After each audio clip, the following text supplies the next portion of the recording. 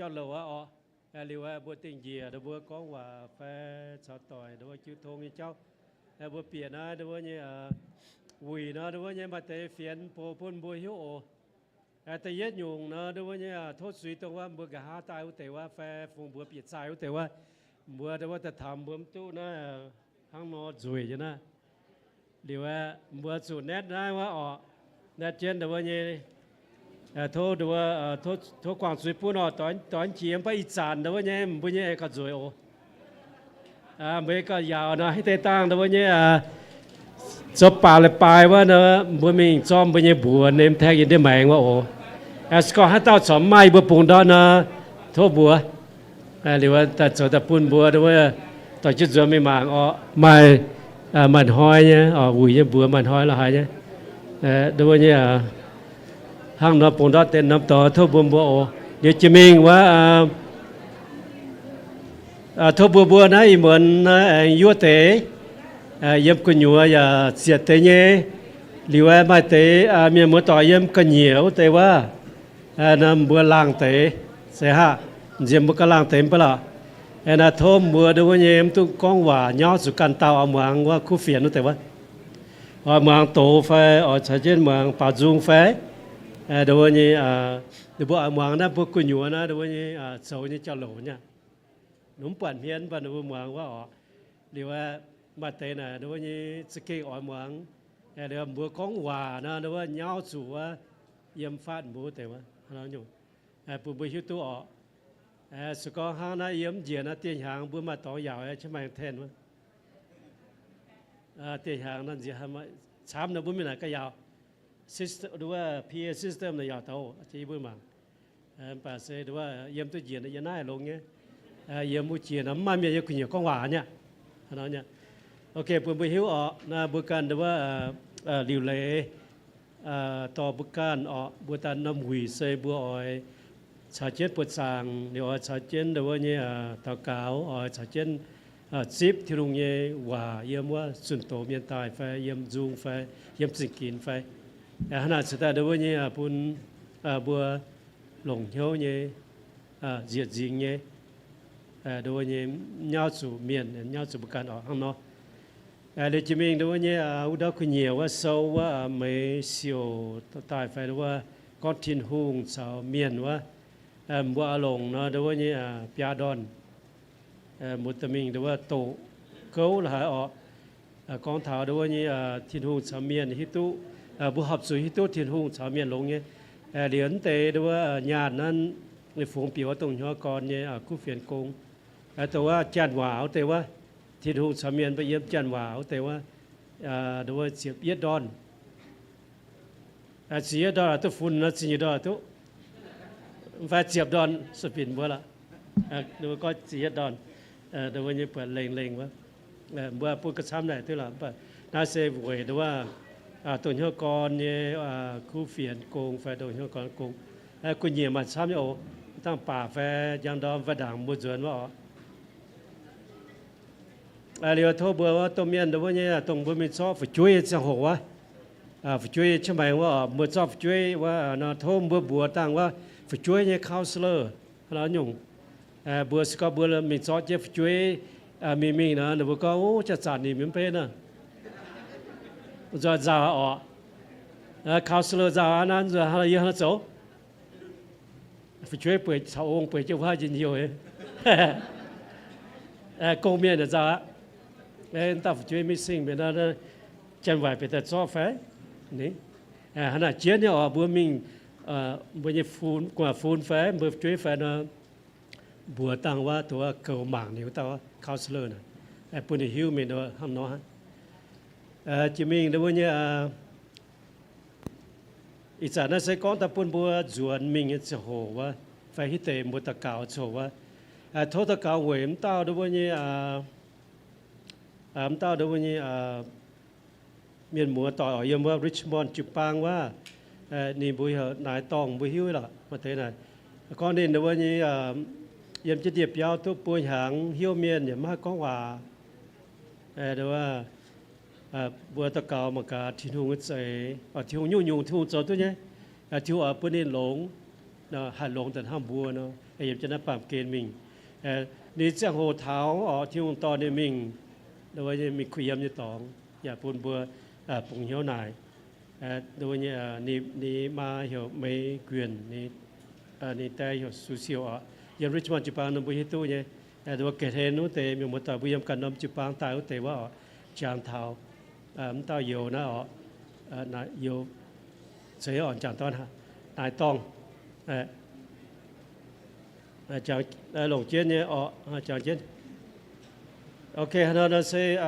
bữa bộ phiền như cháu nó sẽ hăng nô liệu ít dần đối với như thô Randy phải nhâm hải thảo ta phải cái thảo ôi happy à thô Randy Phin Sang or reviewว่าไม่ตัดตะกาวควันน้ำโชหรือว่าบัวเปียปวดสางต่างบัวไม้เตะฟงหอหรือว่าบัวไม้สุนโตหรือว่าบัวไม้เตะแหลงจริงยี่เจ้าปุนกงเมียนมาเตะจริงยี่ละหายปุนหรือว่ากงเมียนละหายโอเคทางน้อยอีสานบัวฟงน้ำโช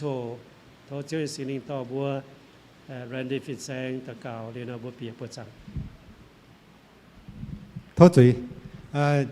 หรือว่าเจ้าเล่นหางคู่ให้ประหลัดยันตู้หงให้เรียนจุดนี้เที่ยวเขาแรงจริงแรงจริงที่นู่นนะว่าReading อยู่จีปังหรือว่าใต้เป็นยันเป็นฮบเจ้าเล่นหางปุ่นบัวยันเนาะอีกตัวหนึ่งบัวเจ้าเล่นหางคู่ยันเปี้ยวเนี่ยตั้งตรงให้Phin Sangก็หัวนะว่าagree rằng hàng con rằng nó chạy đang chuẩn ba bữa chuẩn bằng lông nghe là đang bữa tiếp tòng này giống chạy ạ làng trình tin hùng này bữa làng trình tin hùng đó tất quản mình mua tỏi quẩy nái quỷ bữa thứ tài cặp chuân xây bữa nhiên máu tẩy xây cặp chuân xây quẩy tin hùng con tông hát chặn bữa cặp chuân tông tiểu hiếu yếm nín sau bữa tông yếm thế này y muốn bữa nhiên máu tẩy bữa nhiên tông tiểu hiếu xây yếm tin hùng thì bún tin hùngชาวบัวตรงเยี่ยมในต่อบัวอีหมันข้างในบัวจ่องกันตะเก่าอีไปทิ้งต้องเตียทิ้งหุงโหจีเนี่ยเจ้ามันหมดเนี่ยเจ้าย่างหลังเนี่ยเจ้าแรงจริงไม่คอเลียนไม่ต่ออีบัวไฟไห่เนี่ยตรงวัมจีจินเนี่ยตรงซุยโดจีเนี่ยจังโหไม่เยี่ยมจับจังจ้าเยี่ยมทิ้งต้องเหยียดตาเยี่ยมจับจังจ้าเวยอีบัวเนี่ยซุยต่ออีบัวเชิดไตเวยน้อมคอเลียนอีหมอนอีบัวมันน้อมฉังป่าเจ้าอีบัวเชงไม่อีบัวไทยไม่อีบัวยำนายให้ไหนต่อเช่นอีบัวตะเต้าเนี่ยมอเตยยำชินหุงต่อเช่นอีบัวปุ่นอีบัวให้แมงแปะปุ่นอีบัวให้หิวตุไม่เนี่ยจะไอตรงไม่เบนใต้ต่อมาเนี่ยเปาใต้ปุ่นอีบัวจิวปุ่นอีบัวเนี่ยกงเปาไปปุ่นอีบัวอ่อนเหี้ยวว่าอีหมอนให้ไหนสิ่งลิงต่ออีบัวโอเจ้าว่าเย็นเช่นอีบัวตะเต้าปุ่นอีบัวไม้อ่อนหล่อยำชินหุงเนี่ยจะเฮียนเล่งเจ้ปุ่นอีบัวไม้ชงเมงเจี๊ยตุไม่เนี่ยจะไอไม่อ่อยจิวปุ่นอีบัวหาหยุ่งอีหมอนอย่าฟินห้างเนี่ยจุยฟินแซงตรงต่อมาเนี่ยคู่เฟียนแต่จุยปุ่นอีบัวเนี่ยสิงลิงโจกงเยี่ยมแต่เต่าเนี่ยเหี้ยวอย่าเยี่ยมฟินแซงเนี่ยเหี้ยวต่อจุนินเย็นนินตรงว่าไม่จุยให้ยงปุ่นนินอีเหมือนต่อตายปุ่นอีบัวแรงจริงที่นุ่งข้างในอีบัวต่อเสียนำจังโหดโทษที่นุ่งต่ออีบัวสิงลิงเยี่ยมอีบัวแต่เต่าเนี่ยเหี้ยวข้างในอีบัวเต็งไม่จังเตียวโทนี่บัวคอยนำจังโหดเต่าเก่าเอเมนโทษสุดว่าต่อจุงยังมีบัวสุดท้ายยี่มันน้อมดูว่า gift ปุ่นตาฟินแซงนั่นเนี่ยจะมีใช่ไหมส่วนตัวPastor Jeff you here could you please come up Jeff นี่เป็นเนี่ยฟินแซงเด่นเจ๊เนี่ยดูว่าส่วนตัวเปียเท้าเมียนหลุนเมียนเนี่ยตรงน้ำหางนะเวิร์มสุดหลอกคุณเนี่ยฟินแซงนี่ส่วนตัวบ้าตั้งเนี่ยจะมีใช่ไหมส่วนตัวนะเนี่ยเจ้านักแคมเนี่ยดูว่า director จุกโกมังนะอย่าไปเต้าลงให้ฟินแซงชัวเมียนเสียบเนี่ยนะแต่ว่าบัวแหล่งสิ่งที่ลงมาให้หยงปูนบัวปูนเทียน so we really thankful and grateful to have you serving with us in the youth ministry as a speaker so it's a blessing from God and we have a small gift for you all the rest of the gift will be given from the above. All right? Do you want to say a few words?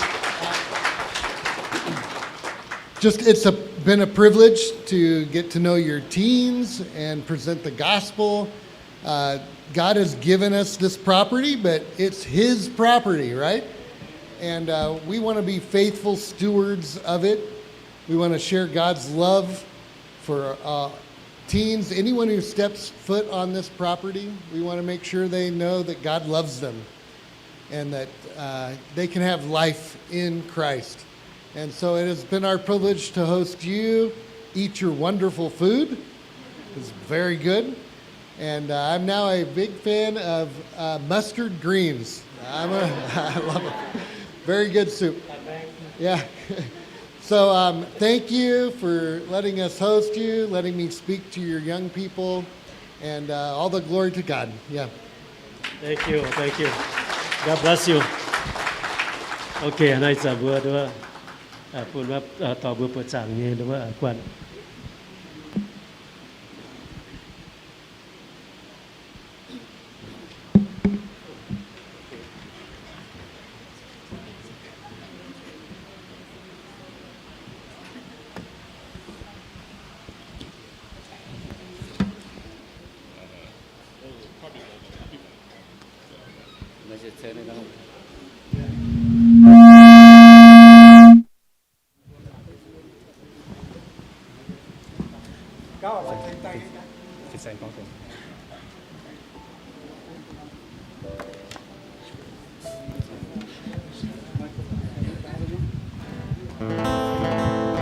Pe ngon muốn đồ hắn nó này muốn bùa phá tài đâu vua thô tế hai phụ châu ở đâu vua bùa thô tài đâu vua bùa bùn vua châu hàng miền ồ châu hàng khâu như bùa nhàn liu đâu vua mảng cá chèn nó bùa anh ta lồng như cái nhựa bùa nhẹ nêm thét lo hái hàng ăn hoi vua bùa mà tế tụ chèn nhẹ mai là nói anh cháu anh chỉ đến bèn liu bùa anh tao taแต่ไอ้หลงcái nát cái nhựa như quỷ ồ thô thì nó sẽ phụ bùaนั่นน่ะจันบัวตากาวฝงหอโอเจ้าว่าแรงจริงไม่เย็นไม่เย็นห้ามเขาเลียนหายบัวจวงเมียนปุญญบัวอิงหางตัดกุกับจุนเยี่ยมนั้นนำมุยแรงจริงหายยับอย่าแรงจริงหายเมียนมัวต่อยเยี่ยวดาวเย่มาเตะเยี่ยมอลาสกาแคนาดาอุดีวายเซเลียเซียโตตะกับจุนเยี่ยมนำตองเจ้าติ่งเจียงปุญญบัวเยี่ยมนายตุจวงเคล็ดฟุสูไม่เจ้าตินหงเจ้าว่าไทยจันยบัวเอาฟงแต่จวนปุ่นไม่ต่างเตียเจ้าทินหุงยาเอ็นโทเจ้าทินหุงกันใช้ฟูปุ่นเมียนมัวต่อยทินหุงอยากใช้ฟูจวนปุ่นบัว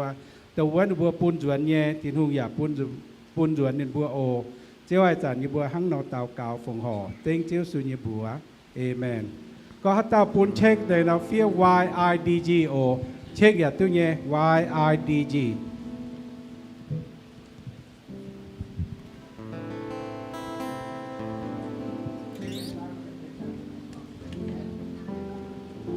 Phùng họ Chí Minh nhiều con Chí Minh lãnh sinh thiên hôn hãy gạt nhà phái hãy xếp co coi nhà phái hãy tay nhỏ tôi hãy gạt lãnh sinh thiên hôn hát chàng pháo tới số trên nông tòng hãy hám thảo thiên hôn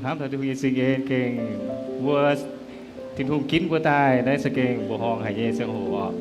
ถ้าเราบัวหายบัวสอดเสียงตัวหัวเตาอยู่บัวจะไฟหายจอมเหี้ยวไปเตะเนี่ยจอมเหี้ยวไตมาหางหัวฟินแซงก็เอาสูเตรียมตัวบัวเยโตอลัมไตนะบัวตัวอุ่นๆมาแหล่งซื้อทินทุ่งเสียงกองบัวแต่ได้ใบเสียงหยงทินทุ่งเยแต่แถวบัวแหล่งซิงบัวตัวหายยันngô nhỏ cuối chứ phải lại sinh thiên hùng lại thiên hùng dân sinh về của vua mai chiến dùng ở y can hám thảo vua mai vật chuối mai miền lún miền mai miền cố lún nhiệt sú tai đấyเป็น nhiệt nom tôm phẳng เป็น thiên hùng nhiệt chiu pang miền đấy sẽ kinh lồng hay nhiệt sư hồ ở hay đây vua bảo dùng vua phù họ cho mình ở thố thiên hùng nhiệt sinh linh chơi đi bang onแต่ถามวัวฟิ้งวัวฝาตายออกมาทำวัวเปล่าลมจอยปามที่สูงออก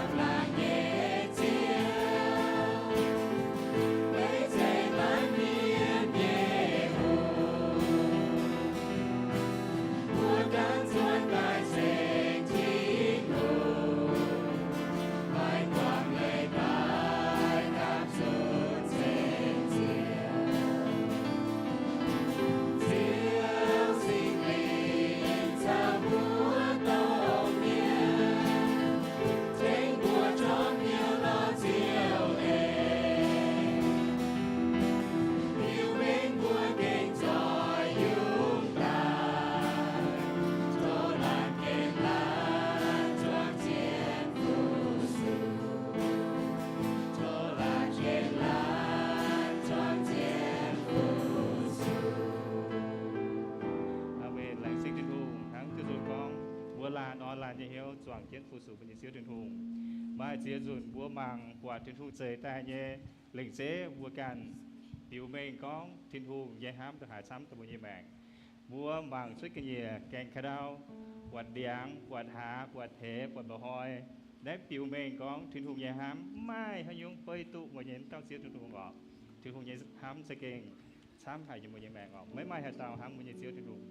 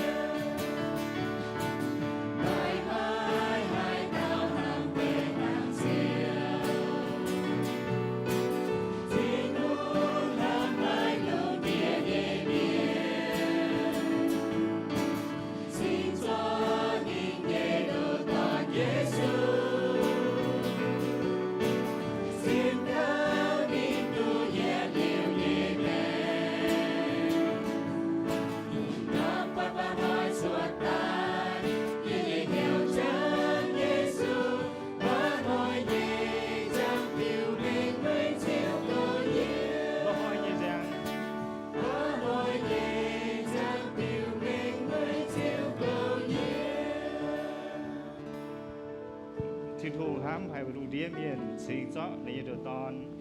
เซียวเยซูเสียนข่าวนินตุเย็นหลิวยังแมงเซียวเยซูเยหัดยว่ายงมัดถ่ายโซยี่สิบเป๊ะจางหัวตัวหายฟินแซงทานแต่คู่เฟียนเซียวเยซูหัดเยว่าเท้าบัวลานเสียนเซียวเยซูเยเมียนกองบัวจุดชดมิงจุดคู่เฟียนยาวเมียนหิวตัวเท้าเซียวเยซูหอยห้ามบัวทินหูยิคู่เฟียนนิ่มปุ่นในการจะดูเต่าตอนเสียแต่ได้ปั๊มเกณฑ์ไต่ตีวัวเยจุยวัวเป็นเลยพบเยเมียนวัวไม่สิ่งเสียเยเมียนวัวเป็นเมียนหวายเมียนวัวตองเจ้าเยเมียนมุ่งปัดเซียวเยซูขอเรียนในเยเอ็นแต่เท้าบัวส่วนตายทินหูเยว่าฝีหังทินหูยิคู่เฟียนอย่าฝีหังเย็นนอมเสือโหมีเท้าเจนไทยตะปูงล้าวตะปูงเจงเจตะปูงเจงแค่ตะปูงมาเจียนน้ำตองแก้ไขยิคู่เฟียนทั้งในtiêu dùng tùngอย่าปุ้นtiêu dùng như lệ ảnh than minh thảo lan miền ọp tiền thai pha xịt miệng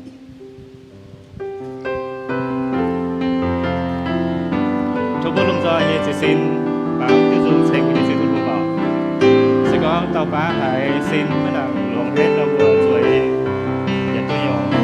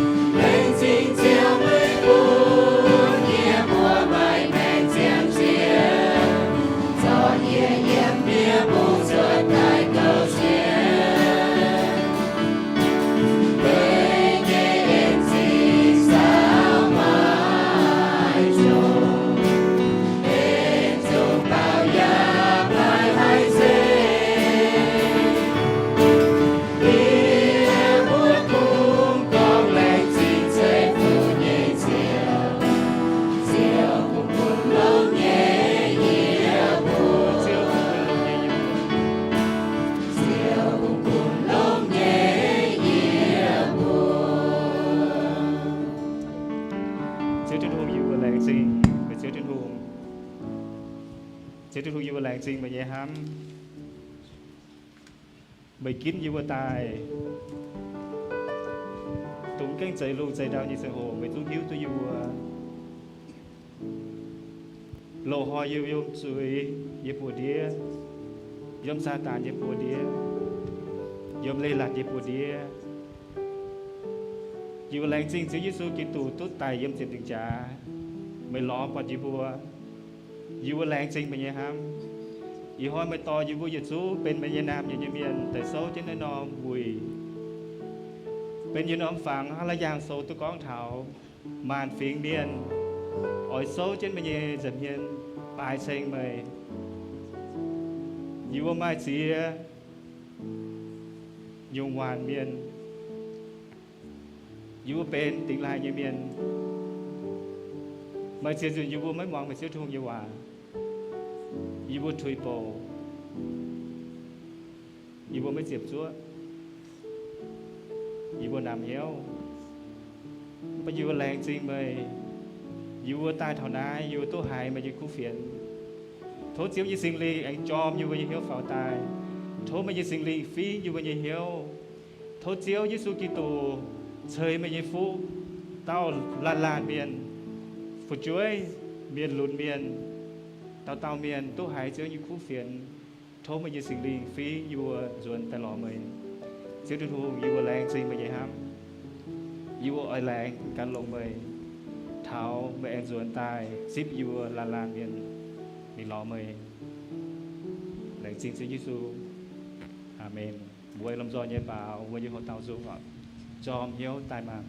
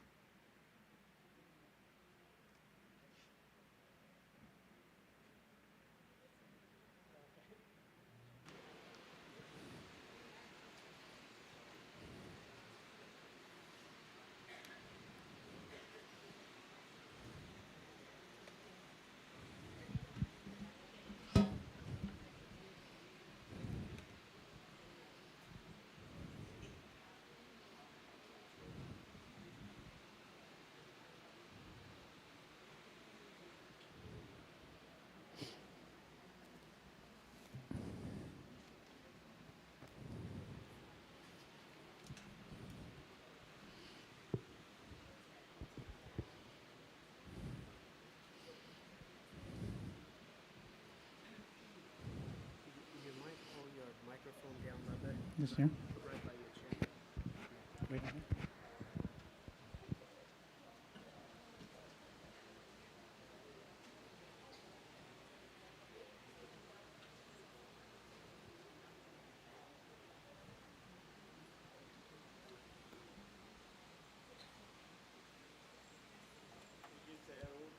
The down arrow? Okay. Mhm. Thank you. Oh, okay.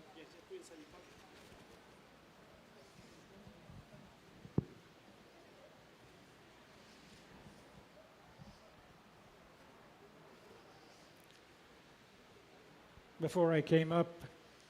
somebody asked me, "Are you nervous talking to all these Mian people?"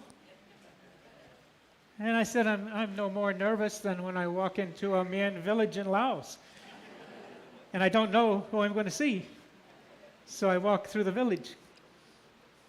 Hàm bố chết nắm tụi con bao lò. Nên con đảng với pháo mà tên này cái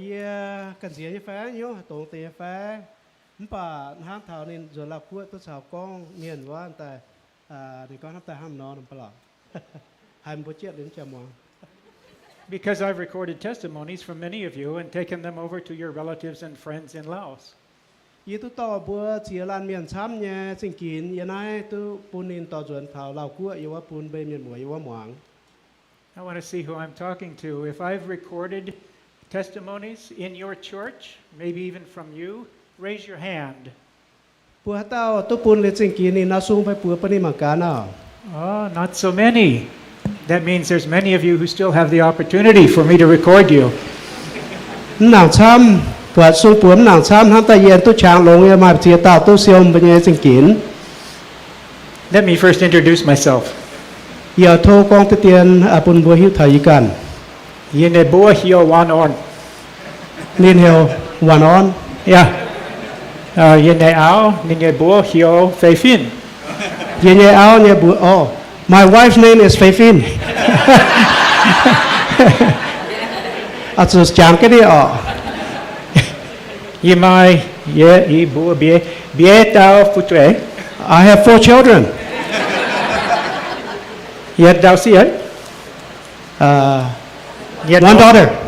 One daughter. And both out on. 3 sons. One son is a dentist and lives in San Diego. Mà ta tôn cho nhà yếm một đi mày San Diego wa.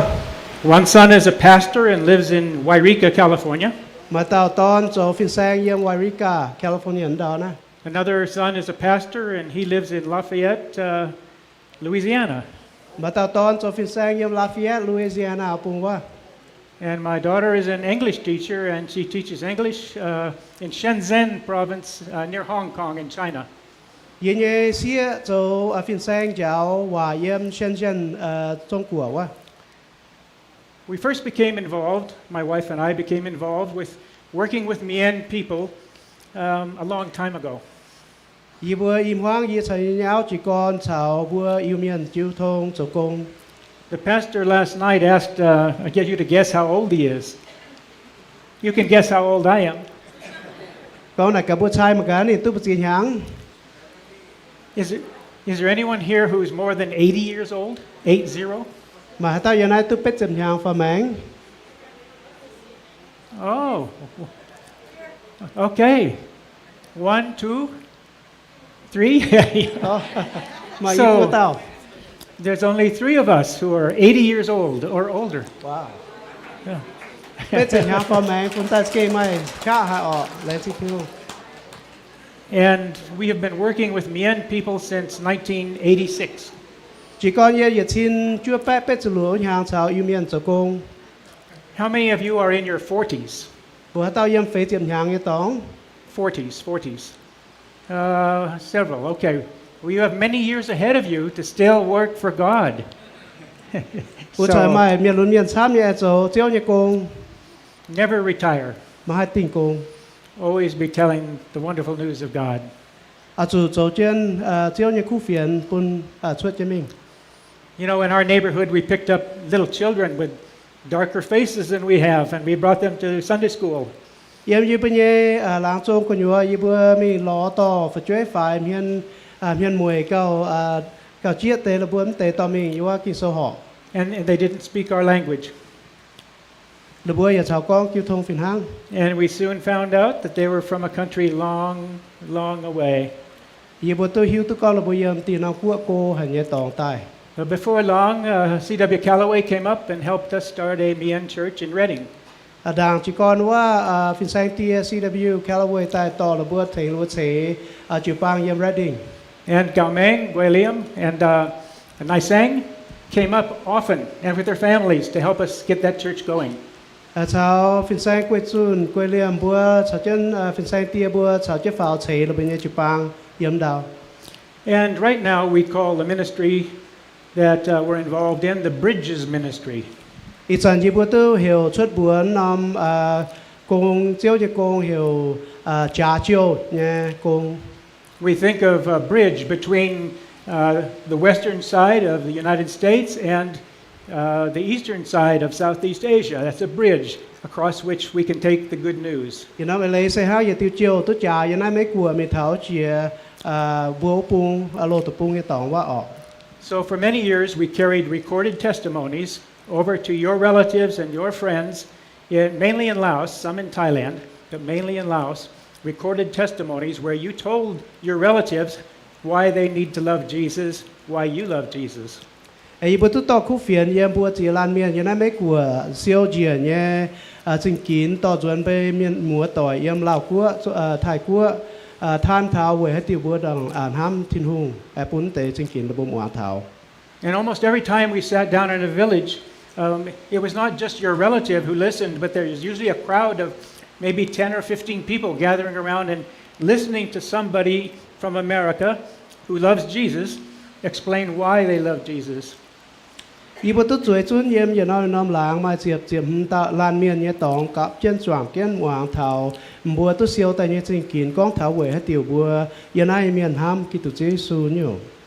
You know, we recorded a lot of these before technology was as far along as it is now. Ý bữa tôi siêu tại chính kín yếm đàng ý chẳng tôi bữa tôi bật xuất ta chia nhiều nhé thành cho khu phiền ham bữa tôi bật na technology cháu phụng phiền chia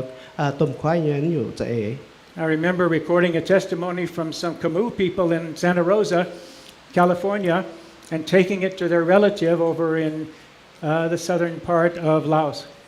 Ý bữa tôi siêu yếm tì phiền cái mũว่าyếm nay đào California phụng mình Lào quốc bữa bên miền múa yếm hoàng phiền hang. And I said, I have a message from your uncle I want you to listen to. Ý tôi tỏ khu phiền yếm mà nhé dầu tía phá mà nhé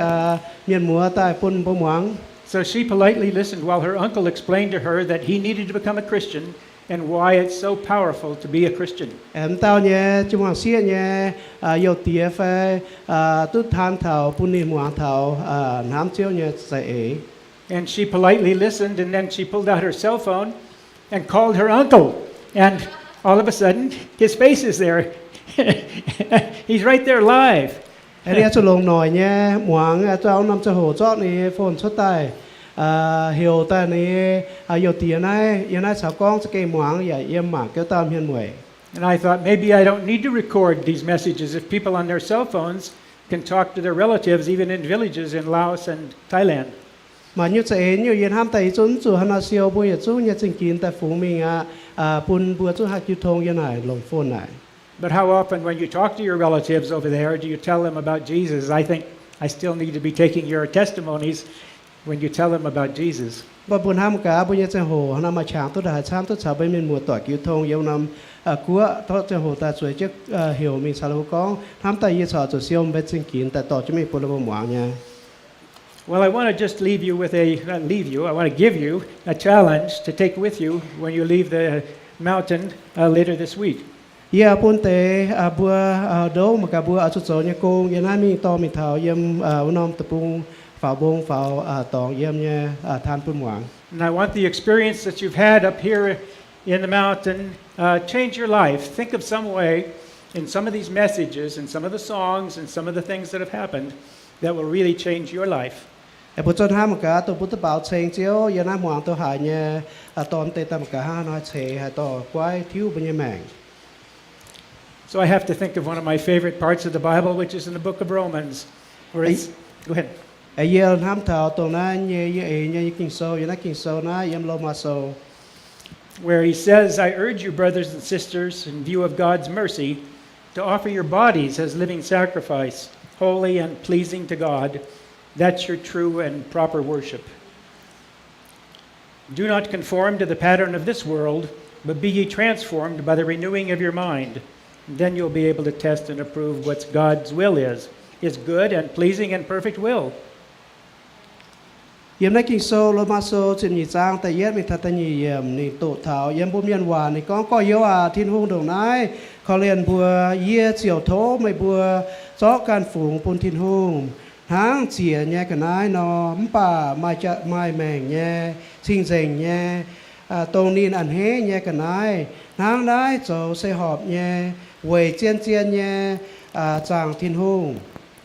ba miên cháu xỉ mái họp thiên hung máy tung chuột nín bùa nhé nhung cháu bà ói chủ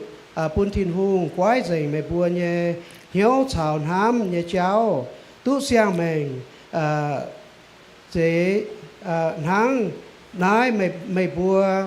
hai hiếu tu thiên hung nhé cha ế hai nhung xây lồng nhé thiên hung anh hế nhé tuân yun nhé cha ế. I think that's a challenge for each one of us to know that we need to change our bodies in some ways, but we also need to change our minds in many ways. Đây giờ năm tòng bữa buồn ham mà cả bữa chưa ham nó chế bữa can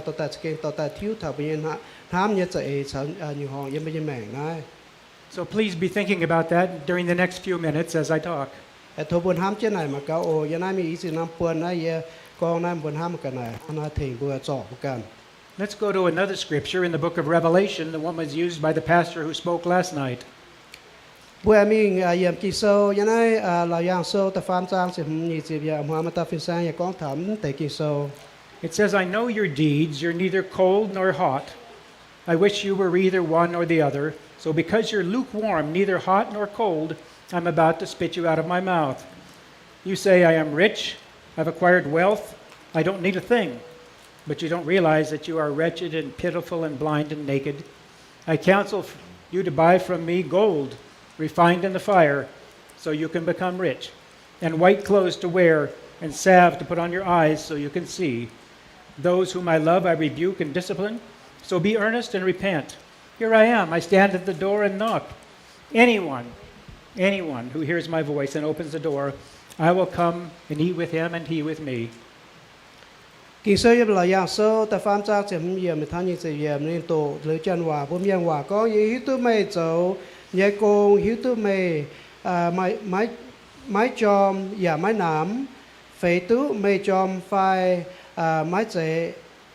mái chế nám bà quê chủ mày bùa xây un quá mái chòm và mái nám dễ ói lây mày xuất yên nhé lia mày xuất yên nhé duy mình tiếp thiết mày con yên bút roi nhung mai roi mái chiếm chủ hãy nhung bà mày hiếu tú mày đồng hải khâu đồng hải khó liền chồm hải xin búa giang xin chli nhé yếm yê khuyên mày mái yê lồng lô tổ xin tai nhẹ chiên chiêm huề pun mê put soi ya mai lui pẹ su chiến pun mê mai nhẹ mai chủ lành kén nhẹ yếm ya ói chủ thèn yê mai dia zat mê nhẹ xin huề pun mê hai mảng tức quạtตัดฟันเยียน้ำเยียเมียนเยียกองเหมอย่าบ่เจ้าทางไหนไม่อ้อยสู่จอมตายกว่าเหี่ยวกว่างไม่เยจุยมางมาเยียโซเจียนแกงด่างแย้งแกงหายเต้าหายเยียเฉียอย่าควายแกงเยียเจียวเปียมิงเฉาสานินฮะยันหางNinja Chao Ye Nyan Hang.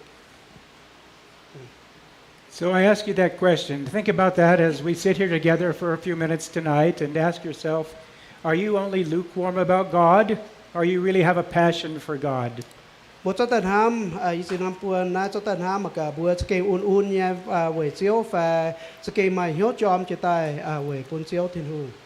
And is passion a fair word for it? Are you really on fire for telling people about Jesus? So có bữa mà hiếu chom như bữa cái hát xiết tổ cho tai nó than chiếu như khu phiền pun thảm miền phai.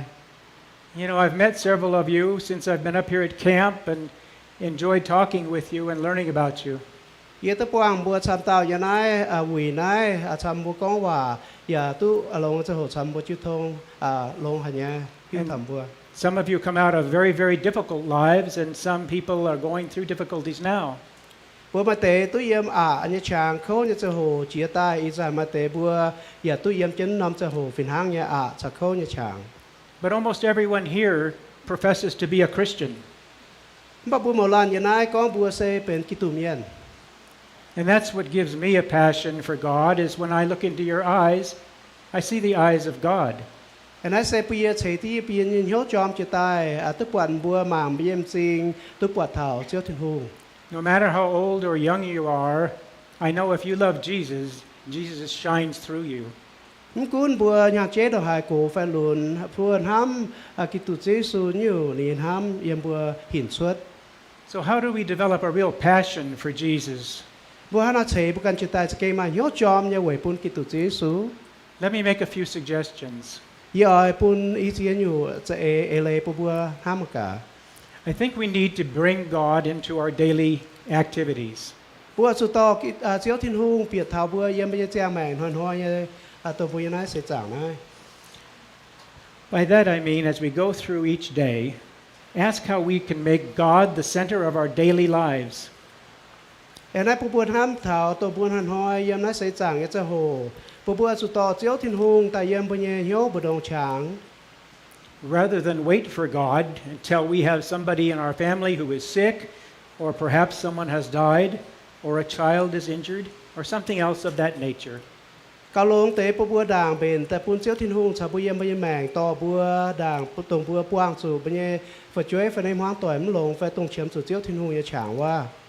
I think of being back in Vientiane and looking out the window and seeing ladies kneeling down in front of their little stores where they also live. They're kneeling down and lighting fires in the morning. Ye tu chang thao chang su mi thao viên chen wa buồn miền xiết miền ye wa quỷ chen ye wa chủ puốt tàu tai yếm là bê tỏng wa. That's as the sun was rising and it's very cold outside and you're just waiting for the day to begin. Yếm năm chang tu buồn là buồn nãy xây đồn đom diếu nhẹ choáng nhẹ buồn hồi số từ tên phảo chúa chân hồi tu chỉ con nhẹ chang. And before long, there were young people coming by on their motorbikes to pick up meals for their lunches. Em ai tóm tay cha hồ lao là bữa ya ma miền lùn miền kể chân quái chân là bây giờ chia đọt tại cho là bây giờ là hàng. And perhaps that's what you need to do each day. Start your fire, start your meals early in the morning, and be giving praise to God. Dĩa buồn ta cho hàng nón phá diếu nhà chỉ con nhận hoi này choàng kiến hàng puốt tàu tại chỗ là hàng phá nó chỉ còn hiện nay thành lọ diếu trên mình nhiều. So begin each day with a prayer, but a prayer is more than talking to God, it's listening to God. Hana bua chỉ con yên hỏi nó chỉ con yên bua ta cào thêm bua chỉ con đảng pa đã bua dùn pa ta cào thốt pa bua ta cào tóm năm chàng hoàng chiếu thiên hùng như vậy. So many people like to talk, but few people like to listen. Bua mai xăm lan bua mỏ lanจะ dành ỏi con pa mai chàng ỏi cho ta cái hoàng hải biển hiếu. So if you've talked to God for 5 minutes, then try to listen to God for at least 5 minutes. Hắn đòn gì lệ cho tay mảng bữa sau kỳ tu chiếu thiên hùng kiêu thông bia buôn như chân hồ yểm gì số mai bia buôn hoàng chiếu như bữa phải. Ask for God's peace for the new day. Thố buôn chiếu như bèn on yểm bữa như hỏi nhẹ. Praise Him for the blessings that He has given you and your family. Chênh thảo bữa chiếu thiên hùng tổ này phú diệt thảo bùa bữa như hoang tỏi quá. In the mornings, my wife and I look out the window, and on the front area of our house, we see 2 mother deer and 3 little fawns that are just spotted, and they're just the size of a little dog, and they're prancing around on the lawn. Yêu bồ đom im hoa mảng xoay về bê béo cái nhẹ bột dè tỏ trên tòn im bột tàu tòn yếm hoa bột chỉ mình tài nha. And we see 12 turkeys, the mother turkey and all these little hens, or whatever they're called, following her around. Yêu bồ yếm bột mai chết sáng chỉ mình tài mà nè tòn cán chết chỉ mình tài hoa. My wife says you need to come out and look in the garden because there's a bird out there, a quail, that has 11 quail eggs in a nest. Go and look at those. Nhau có hì xuất tại mảng cá nó nọ buồn phá mà nè lao nọ chảo nhân cho hoa. And I'm just saying maybe that doesn't happen in your yard, but I'm sure there are things that happen around where you live that you can praise God for. Yên ham tại bùa như tóm diễm tức quả mai nọ lao hắn nắm pa mai chỉ nhụ lồng nghe tông chiếu bền tại bùa chỗ chẳng cái thành chiếu thiên hùng. So when you're preparing lunches for your family or going to work and starting your responsibilities, just thank God that you're alive and you're in a free country where you can worship God without fear. Hắn hỏi em bên mèn tôi bùa lon hàng bùa hoang tỏi phải châu chiến nhụ công nhưว่าbùa chẳng cái lành gì thành chiếu thiên hùng buổi chiếu nhẹ en bùa. You could promise to talk to God at least every hour of every day. Bùa hấp chỗ nó nóm cho hồ ở chỗ xào chiếu kiêu thông nằm hỏi xào chiếu thiên hùng kiêu thông. Another thing you can do is make regular contact with others to bring encouragement in their lives. Sao mà nhiều chỗ bùa chỗ châu tao tại em bên em mèn sẽ ló hiểu tháo bên em miền múa tỏi chụp băng tỏi xào lúc kiêu thông on hiếu tháo bên em mèn. And when you bring encouragement to others, they will bring encouragement to you. Bùa tỏ mình on miền hiếu miền nhà tu chàng on bên hiếu. I would say to try to meet at least weekly with people for whom you've been praying. Bùa hợp sự nó nóm là bài ở chỗ chào là bùa bên miền múa kiêu thông ông tàu quá bùa chào tàu cao như miền múa phải không? And as I say this, I'm really talking to myself as well. Nãy yếm bà con tại quầy gì cần nhà phiền hang nha. My wife is better at this than I am. Gì nhà áo ai cao chỗ nãy cao nhiều cao lộn gì. But you don't have to text them or call them on the telephone. You could just send a little card to someone and say, I'm encouraging you. God loves you. Bà bữa chúng tu chàng là chúng chủ hiểu phải text mình bà phụng chế phiền phải nha phụng bùa bùa ham con bùa ham thảo là bùa nhắn nhiều. They need to know that you care about them. Bởi mình mùa ở chỗ hiểu tu cao bùa sen ham thảo là bùa nhắn. I remember when me and people first came to our church in Reading, I would walk past them and say, how are you? What do you think they said? Ye chàng số ye chàng. I said, well, my back kind of hurts. And down here there's pain. And my head, I woke up with a headache. And they'd go on with a list. And I'm thinking, well, we just said, how are you? I didn't expect a whole list of illnesses. Đi chàng số lên cho đảngว่าbữa số tỏ bữaอยู่miền yếm đào Reading nhà chụp băngว่าในอย่างเช่นgì chế mình sắm nhà con ô mày ha nó nè nãy chiều hôm qua là bữa con thằng mày diệt giam nhé hòa tao rồi có trái muôn chào ngày muôn hay đang muôn có xía nhiều bướm lồng xoang lầy nhà bún mảng. Now when I ask a Mian person, how are you, I'm expecting to take more time to find out how they are. And I should remember to ask them the next week, how are you? How's your eye? How's your head? Yeah. Thì có ai lấy xây lồng nhà bùa tôi bền chàng sẽ kêuว่าở chăm nhân chiêu thông ở chỗ bền chàng mà chàng hồ thì tôi hiểu tại có nài mấy nài thám nhà chỗ mai chàng hồ bền chết suốt chứ mọi thám nhân như vậy. Rồi nè chỗ xem cả mình thảo thì hoa cho anh này cả để cho bên chiến thảo nhà kịp thông ham nó nhiều. How do you think God feels when He greets you each day? Does He really want to know what's going on in your life, or is He just saying hello? No. Does He have time to spend with you and really know how you feel? Sẽ kết cho mai khu giang hồ bên chiến giang hồ kịp thông sẽ hít tu chiến bữa miền mùa phải bốc can sẽ ha nó hiếu của nhựa sẽ khuy yếm phải ha hải thản bút tội nhiều. Well, and the answer is time. You got to spend time with people to build relationships with people. Bữa cho mai giang hồ sẽ tại mai giang hồ tại bữa chào với miền mùa tội hay mai chiếu thông là hải cho lộ. And if you're only lukewarm toward God, you know, you're not going to spend time with God. You're just going to say hi, goodbye, or thanks for the food, bye. Sự có bữa mình thảo chất thiên un chóm nam nhẫn nhiều bữa giờ dùn phám tại hang nò ở thảo chất thiên kêu thông yếm bê ta cao à ba xếp nhà hai thiên con vậy chỗ hát sớm mai cho hồ moáng thì hùa hắn nó là quạt dầu như ấy lấy nhiều. If you really care about God, you may say Ming Xiao O and expect that it'll happen. Sự có bữa cái ham thảo chất thiên nhiều cái con lồng tráng nhiều mình dẻo Yeah, something like that. the fellowship right? You know, a third thing is that think of fire as a renewing source. Last year, when we couldn't come up because of the fires, it's possible that this property could have become what's in this picture. Yeah. Thì con em mà thảo conเป็นจอมhiếu tại nhà cháu sẽ hang mảng sẽ non phẳng này ấy lấy bùa mảng ham cả này. You know, when I drive over to Eureka or I drive up north to Wairika, I see trees like this. Well, I'm just thankful that more homes didn't get destroyed. Hiện tôi nêu trên lối chiến đàoว่า Wairika อันแต่ตองปวดแดงหันนอประตูมาเปี้ยวเนี่ยประตูมาสีน้อมออกหนึ่งห้ามถามแต่ตัวปัวเนี่ยเจ้า And it seems strange to me that there's a town called Paradise down here that just burnt to the ground. It's not my idea of paradise.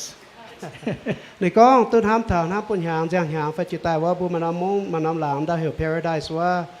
จุดปัวช่วยเองน้ำสเก่งก้อนถาวห้ามถาว Paradise นี่อยู่ไฟทิ้งหูเนี่ยหุยไฟห้ามนอนอยู่สเก่งใจห้ามนอนหรอ You know, when we talk about being on fire, we need to think about both the positive and the negative effects of fire. บัวตะก้องถาวจู่จีกรปัวโตไฟโตเนี่ยเจ้าจอมเหี้ยวจิตายนะบัวจนห้ามถาวหลงเนี่ยถาวหนังหลงเนี่ยจะเส The same thing when we talk about blood in the Bible. It can be a sign of pain and misery, or it can be a sign of new life. บัวอย่าฝืนให้ก้อนถาวเยี่ยมกิโซก้อนถาวเยี่ยมเนี่ยเจ้าอย่าตะปวดถาวก้อนนั้นมูลเนี่ยจะโหลไฟตู้เสียงแม่งเนี่ยเจ้า We can think of how Jesus suffering and dying on the cross brought him pain, but it represented God's sacrifice for our sins. บัวตะปวดถาวกิตุจิสูตุจิเขาบุญป่านายเซเจียวเนี่ยห้ามบัวถาวเว่ยบัวเยซุย And it brought new life to all of us who choose to follow him. ต่อบัวมาฉางตู้เสียงแม่งบัวหมอลานต่อบัวตุกอ้อยสุก็บัวเกณฑ์แต่การกิตุจิสูอยู่ So when I look at all of the destruction that happened a few years ago from the fires in this area, I think of the new growth that also has happened. เยซูตันห้ามถาวโตปัวไหวปัวช่วยเสนป่าตุ้นห้ามถาวไอ้มาฉางปุนปัวไหวเนี่ยเสียงเนี่ยจีกรเชิดกุญาเชิด So fire can remind us of how many old things we valued before, but you can also think of how many new things you've acquired through God's blessings.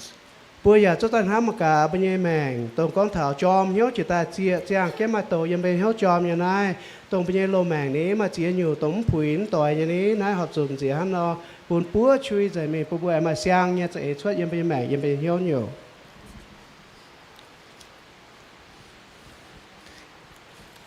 Let me share with you just a little bit more about friends of mine in Laos and friends of yours.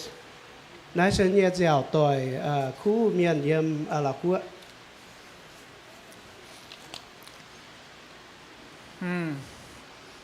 You talk to some of these people about Jesus, and they listen to you talk to them.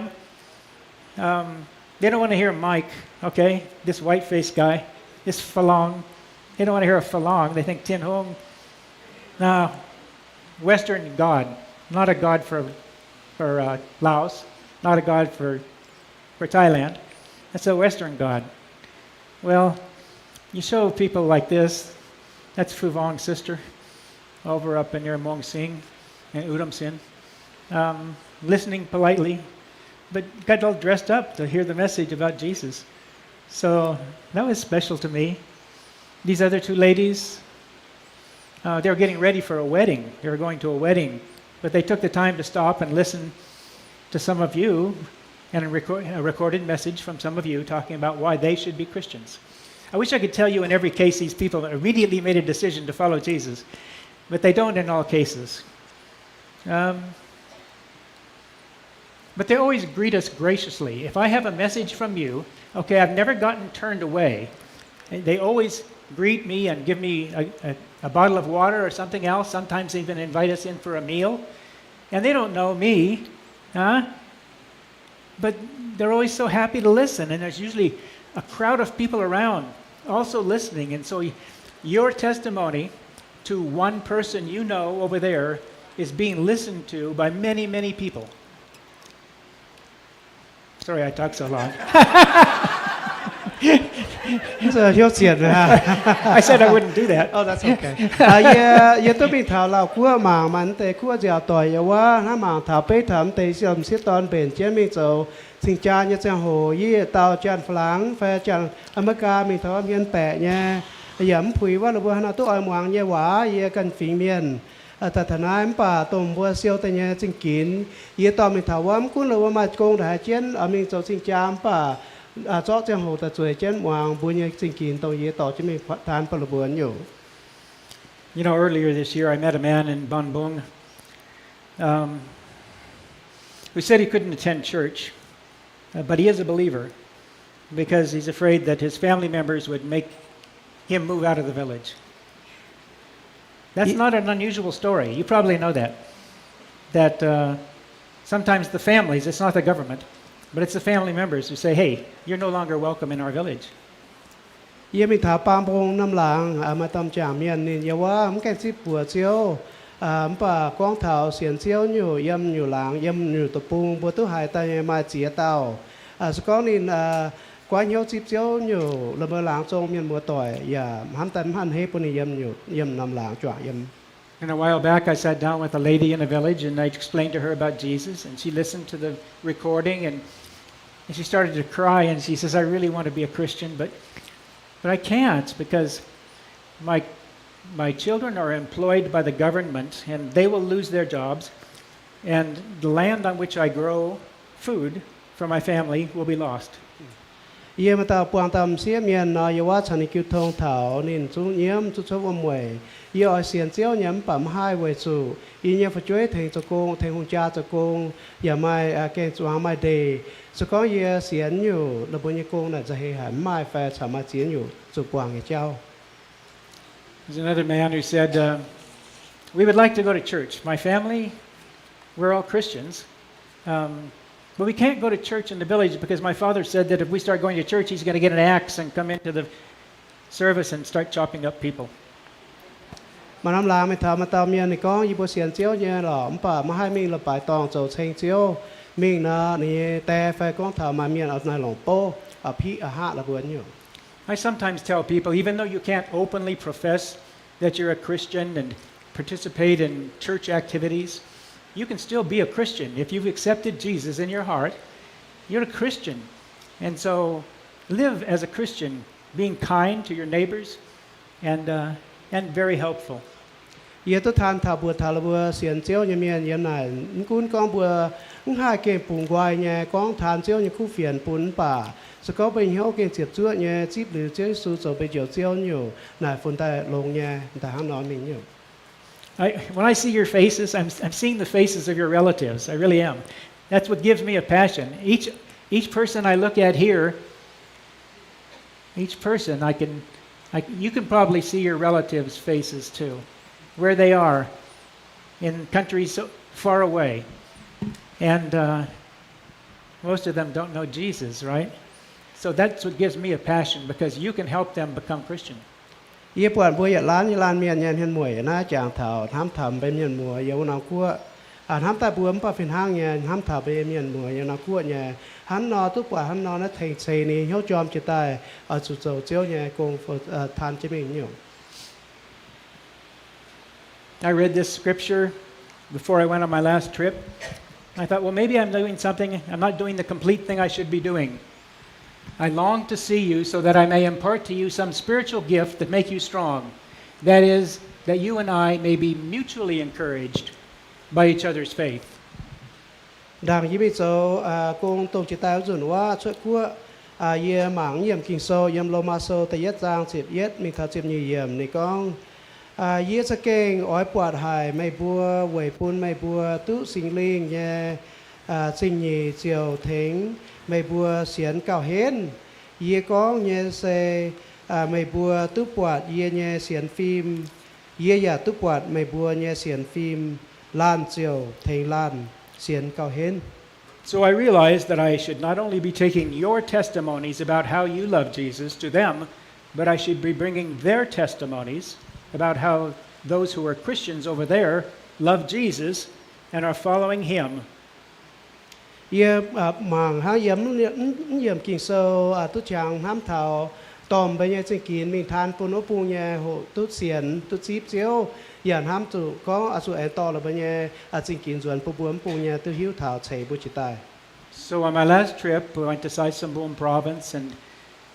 I couldn't go into all of the places because it was restricted, okay? Because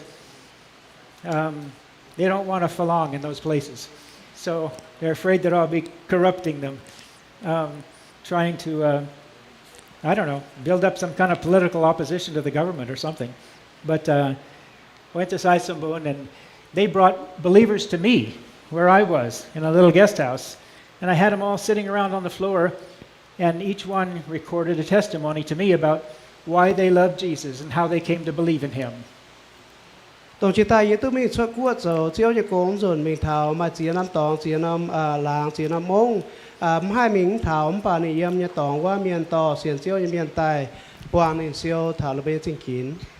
So please don't put their faces on the internet, but they have to be very careful about their beliefs that they don't get in trouble,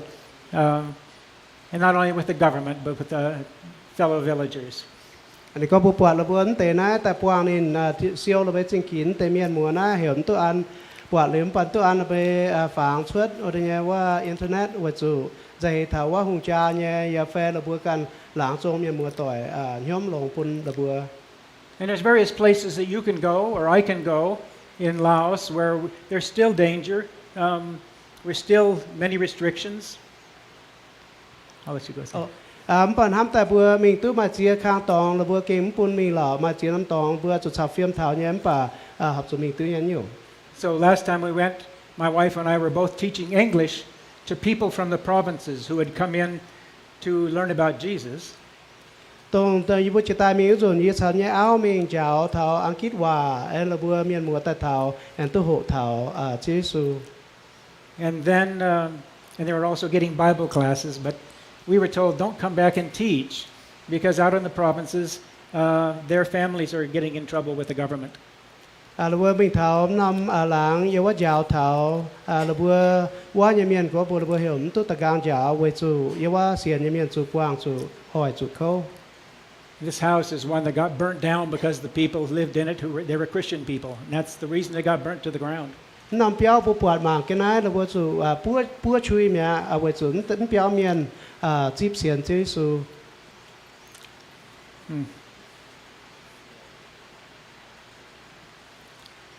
Well, this smiling guy, maybe some of you know him. He's from Portland. Oh, You know him? Anybody know him? Raise your hand if you know this guy. Yếm Portland là some bố of you chia do. tới phải. Cao. I say his name wrong. Yeah, so I knew that they wanted somebody to come and help them repair automobiles, and he's an auto mechanic. Nên mình thảo á đi sẽ xe to cao có mình thảo yêu quá thì lúa trỏ chia. And so I thought it's an opportunity to tell people about Jesus, because if we train them in auto mechanic work in this little town in the southern part of Laos, all of the students who come in to learn about how to repair automobiles and motorbikes will learn about Jesus too. nông năm tàu sẽ tàu mình thảoว่ายาวว่าเนี่ยเมียนห้าnóจ่อเชียตรงน้ำช้างแล้วบุญน่ะโหจ่อเชียบุญอย่าอันทานคู่เฟียนปลมหวัง Well, that's about all I have to say about practicing your faith and having a passion for Jesus. เยียนับแต่เยียกองตุบนายกองถาบัวห้านาเชเป็นเยียเสียนฟิล์มสาวปุนบุยเหี่ยวจอมจิตตันอยู่ Calco was getting dirty. He'd come back at the end of the day, having crawled under a car and gotten very, very dirty. And meanwhile, I was back at the guest house teaching English and staying clean and having fun with students who came to see me on their motorbikes. So, but at least we were helping as best we could. หลงเยียปวดทานี้จะนี่มีเท้าต้าอยู่ว่าจอดจะลุดนี่ยังคนอยู่ทานยาวหวานทานคู่เฟียนเนี่ยจะ You know, I think that's what we all should do. Look for opportunities. บัวทำแต่ละลานบัวอาจุฮานอนห้ามกมาเจียนอยู่หิ้วจะเทงบัวให้ชดช่างแต่โจเจียวกง And not just over there, but here in America with your neighbors. นั่นใส่คุยยมว่าช่วยกู้อันป่าอย่าน่าคุณอยู่หลังจงกูบัวมาหิ้วจะห้ามนอให้โจเทงแต่โจเจียวกง You know, I put this one up there a little reluctantly because I think many of you heard about that incident that happened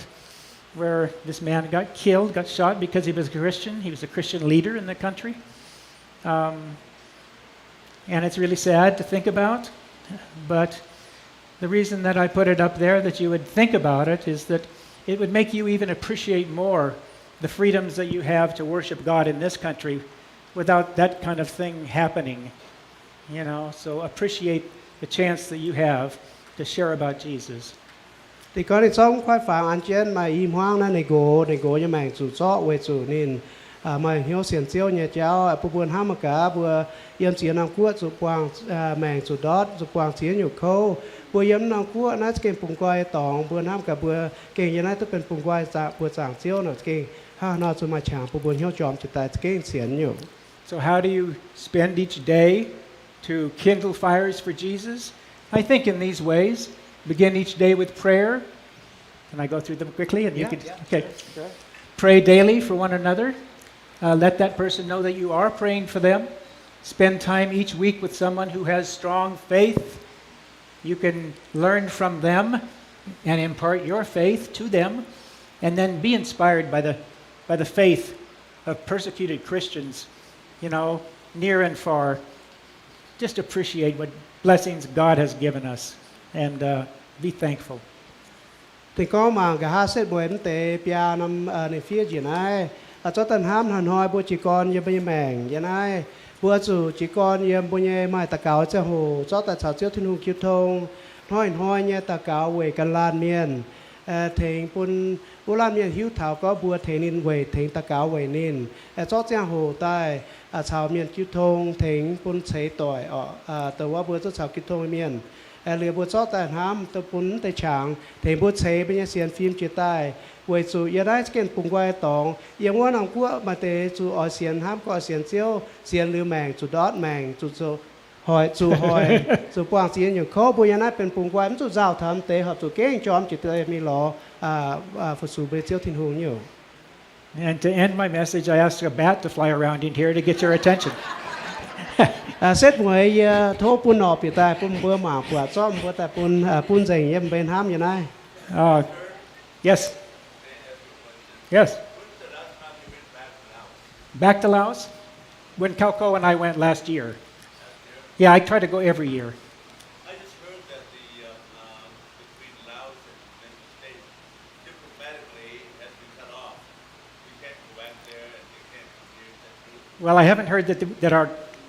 going back and forth between the two countries is now cut off. You never know with Trump, you know, what's going to happen. But at least I haven't heard that, and I'm hoping that's not true. Yeah, I want to go. พอที่เตียนว่าก้าวเชียมหนาวนี่ก็ไหนกานายฟินแซงไม่เจียหายตุส่วนเร็วหลักกวดนี่ก็ตกปุ่นยางชาวก้าวก็มีจุนว่าเรียนินเป็นแต่อ่อนย่างยางซุ้มิง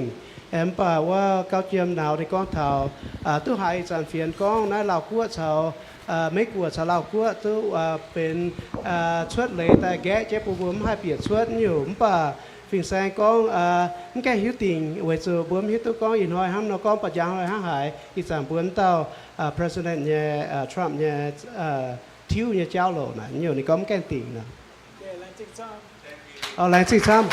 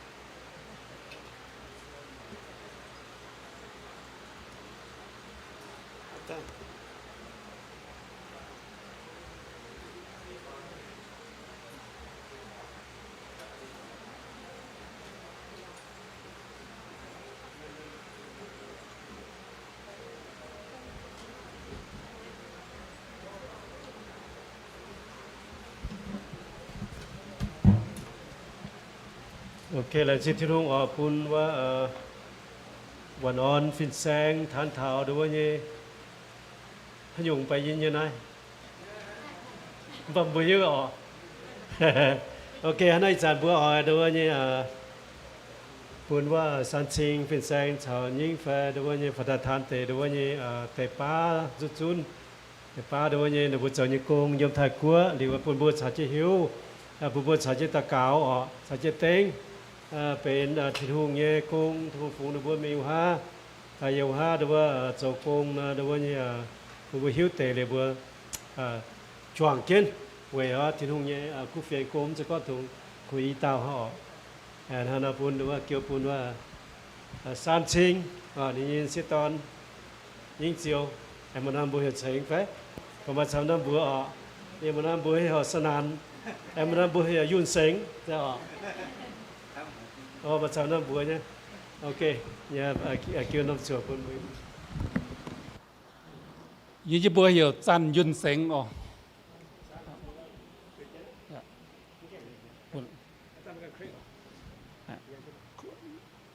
คลิกตัวผมจังอ่ะปุ่นไปบัวมั่งที่เตียนฝังด่างอ๋อ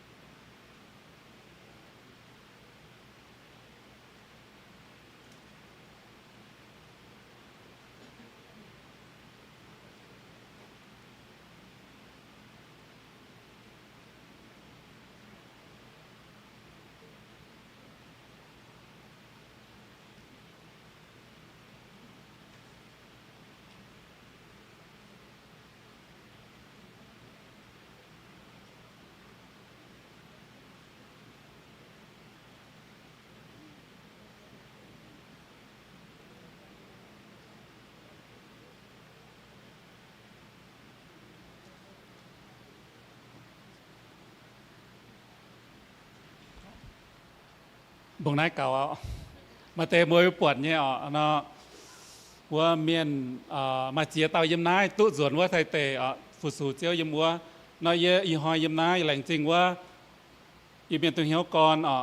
ปุ่นช่างเยอะตู้ไต่นายแต่เย็ดเยอะอ่อยแหล่งจริงเท่าอีเมียนตัวเหี่ยวก่อนหยุดซุ้งเบนกงเยเมียนหยุดซุ้งเร็วเท่าว่าสวงจิวปังเจียใต้น้อมหางจีหามไปเหย่หามไปไม่บัวกับเจนฟงห่องานจวนว่าไทยเตะไม้ซาวซิสเต็มอีบัวหลงอีบัวต้มสองตองแค่ฟุแทงจิวทงเฟียนไม่บัวมาเตะฟงห่อเหยียดแค่ฟุว่ามาเตะฝูงเปียตรงเหี้ยวกรตรงเหี้ยวกรฝูงเปียว่าไทยเตะเนี่ยตรงเหี้ยวกรตุ๊จิ๊บเนี่ยเหลมโกเหยียดแปะเจ็บไฟชินจันทายงานไม้ตุ๊ว่าซาวซิสเต็มกิ่งหลงเนี่ยไม่บัวปอดว่าโหเตียนไทยฟ้าเจ็บหางเยี่ยมไทยเตะว่าไม่บัวตุหมวงเชียแกงเนี่ยปวดยังเนี่ยเนาะนายเซไม่บัวไม่ป่วนเถงเจนเต็งไม้นั่นเตะกันนายจะสีหยัดสูงใส่ยุ่งเวยที่หนุ่มยังโกงเยี่ยมบัวไทยเตะเนี่ยตรงเหี้ยกรเนี่ยต้มสองตองเยี่ยมนายบัวไม้เมียนหลุนเมียนเยวุยเสียตอนวุยจังตอนวุยแองสาวะห้วงต่อยวุยหยัดสูงเยี่ยมนายเลี้ยวเท้านอมเปียว่านอมหางจีหาไอ้ไม่ว่าเลี้ยวสิงโปวุยไม่ปัวเปียนอมกัวกับเจนยมวัวคอยวุยห้ามเจนไม่บัวอย่าตุส่วนมิงชาวยบัวคอยวุยยมวัวแค่ฟูเนี่ยให้จ่าสีหลงจิวหน่วยปูงชดอย่าแกงน่าเซนินกิ่งให้แหล่งสิงไม่บัวไม่ป่วนเต็งบัวไทยเตะเย่กงแต่เย่แหล่งจริงว่ายูเมียนตัวเหี้ยวกรแองแรงจริงหยุดจวงจิวปังเต็งยีบัวหวังต่อยปัวหวังจวนไทยเตมิงฟุสูเจียวเย็นเยี่ยมอีชินเจ็บเหน่ไว้หางเท้าอีจันแรงจริงเจียน้อมจิวปังยีบัวจวนจุนอีหาเหน่กันยัวอย่าปุ่นช่างยีบัวตุมิงเท้าเจียน้อมจิวปังตุกองเท้าว่าไทยเตเนี่ยกงอย่าแรงจริงไม่บัวเถงเจนตะเกาเวยแรงจริงไม่บัวเถงเจนฟงเหาะเจียยุงเต็งเถาคู่เฟียนเยกงแหล่งสิ่งโทษที่องค์การใส่ฟุปุ่นไม่บัวตะฟามยีบัวจังหอยหวังแองเบนเจนส่วนไทยเตะเนาะโทษไม่บัวตะเกาไว้ยีบัวย่ำไทยเตะอีสันกิ่งเชื่อมจุชิวเงกงเมียนช้ำเงยีบัวไทยเตะอยู่เมียนตรงเหี้ยกรไม่ยี่เจ็บเย็ดนอมจิวปังเจ็บจัวนอมจิวปังเสไม้ละปลายเปี้ยวไอ้ไม้อีนอมเสียงใช้เจียใต้มันแกงมาละปลายเปี้ยวนาฬิบัวโจละปลายเยี่ยมเปี้ยวไม้โจชิวเงกงป้องจังโหเสียเหียดเตาหางกงเมียนเก่านั่นเนาะโทษไม่บัวตะเกาเวยยีบัวอย่าห้ามเจนใช้เปี้ยละหายใช้จิปังเยเปี้ยฝ่าตายเปาะเจนจิปังเยกงโทษไม่บัวตะเกาเวยไทยเตยเยกงจังเถายีบัวเนาะตะเกาเวยห้ามเจนเปียเตียงหางจีหาให้ป้องไม่บัวเยี่ยมบัวไทยเตะสาวเจนคอยบุยเยี่ยเปียนายนอมบุยเลี่ยมเจนจุนเป็นตำจุนไม่เตะส่วนบัวไทยเตะเยี่ยเจ้าซุงเมียบุญเยี่ยปุ๋ยเยี่ยกงว่าไม่เตะแกงตุ้ส่วนเยี่ยตายตุ้ตำจุนท่านห้ามเจ้าป้องไม่บัวเยี่ยมบัวไทยเตะวิ่งเจียวจิมิ่งจะตายคุณลอยบัวเยี่ยมว่าเชียงรายบุญเย่ต้มสองตองเหลมโกฟัดเย่เราเชียมสุมิงมังต้มสองตองมังจิวปังอ้อยไม้ป่วนเถงเจนวัวปุงเย่จิวปังสุนคู่เฟียนยาวโซเปียยเมียนจิวทงใส่บัวเนาะอีเป็นเยเต้าเยี่ยมไทยเตะเย่ตรงเหี้ยวกรเย่เพี้ยนั่นเนาะเย่กงเสเหล่งเจเสติ้งตีวัวปุงเย่กงเมียนแหล่งจริงไม่บัวไม่ป่วนเต็งไม่ป่วนเถงเจนว่าปุงเยกงเถงชะเถงฟงเหาะแองเถงเจนตะเกาแองจุยเจียเซแองตะเกาเวยบัวปุงเยกงนั่นเนาะยีบัวอย่าตะเกาเวยไม่บัวอย่าตะเกาเวยบัวเจนบัวเยกงเกาเหี้ยนั่นเนาะแหล่งจริงไม่บัวสูง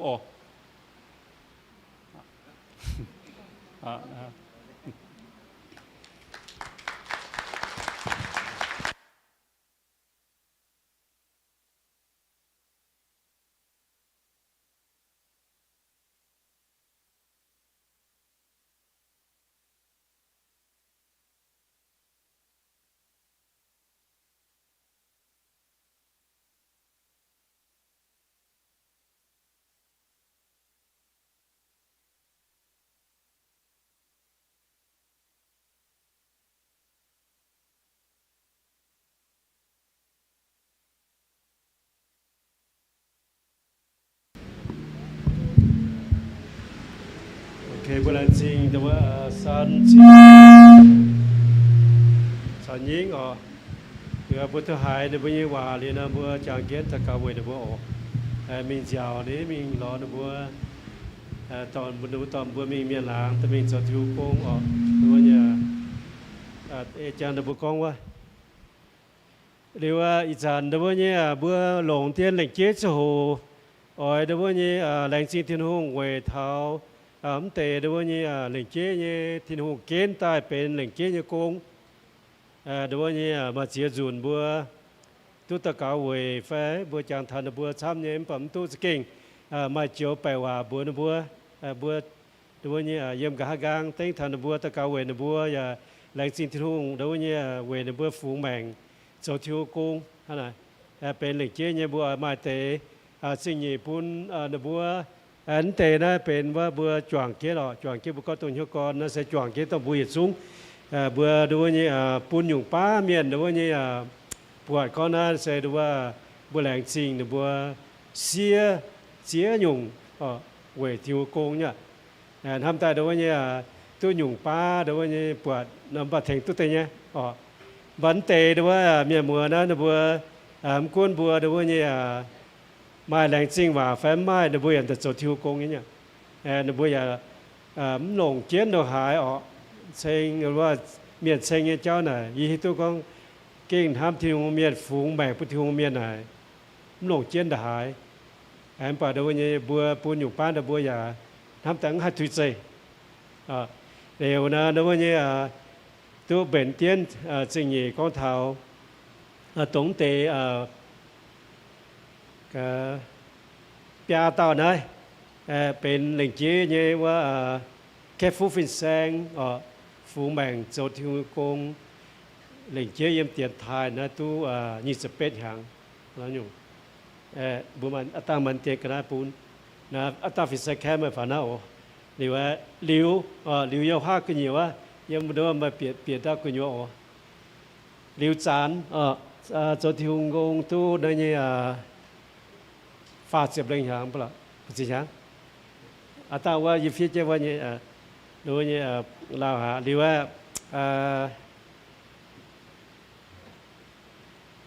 แอนดรูไลบุหิตินินใช่แอนดรูไลนี่หรือว่าเปย์ตาฟินแซงนี่ยาวนี่สุนโตนี่เจ้าเจียยุ่งนี่แทงบุเมียนช้ำก็แทงบุเมียนเล่าหานี่ก็หรือว่ายังอย่าเชียนจั่วเป๊ะเจียบเล่งเตะนี่เจ้าจิตาเนาะรอปบุเมียนเดี๋ยวว่าอย่าเตานี่ก็เดี๋ยวว่าบุเมียนนี่ละนะก้าวอ้อยเจียเบียนี่นี่ก็นี่เอาอย่าด้วยที่ตัวนี่อ้อยนี่เอาด้วยนี่เสียปุ่นนี่ blessing เนี่ยยี่จวนยี่ไม่ทิ้งตองมันมาหลงเอาหลงตัวนี้หลงตาโจเบียยุ่งปนนี้ก็ดูว่าโอ้นี่เอากินเหี่ยวปลาดาวชวนนี่แรงว่าปุ่นเอา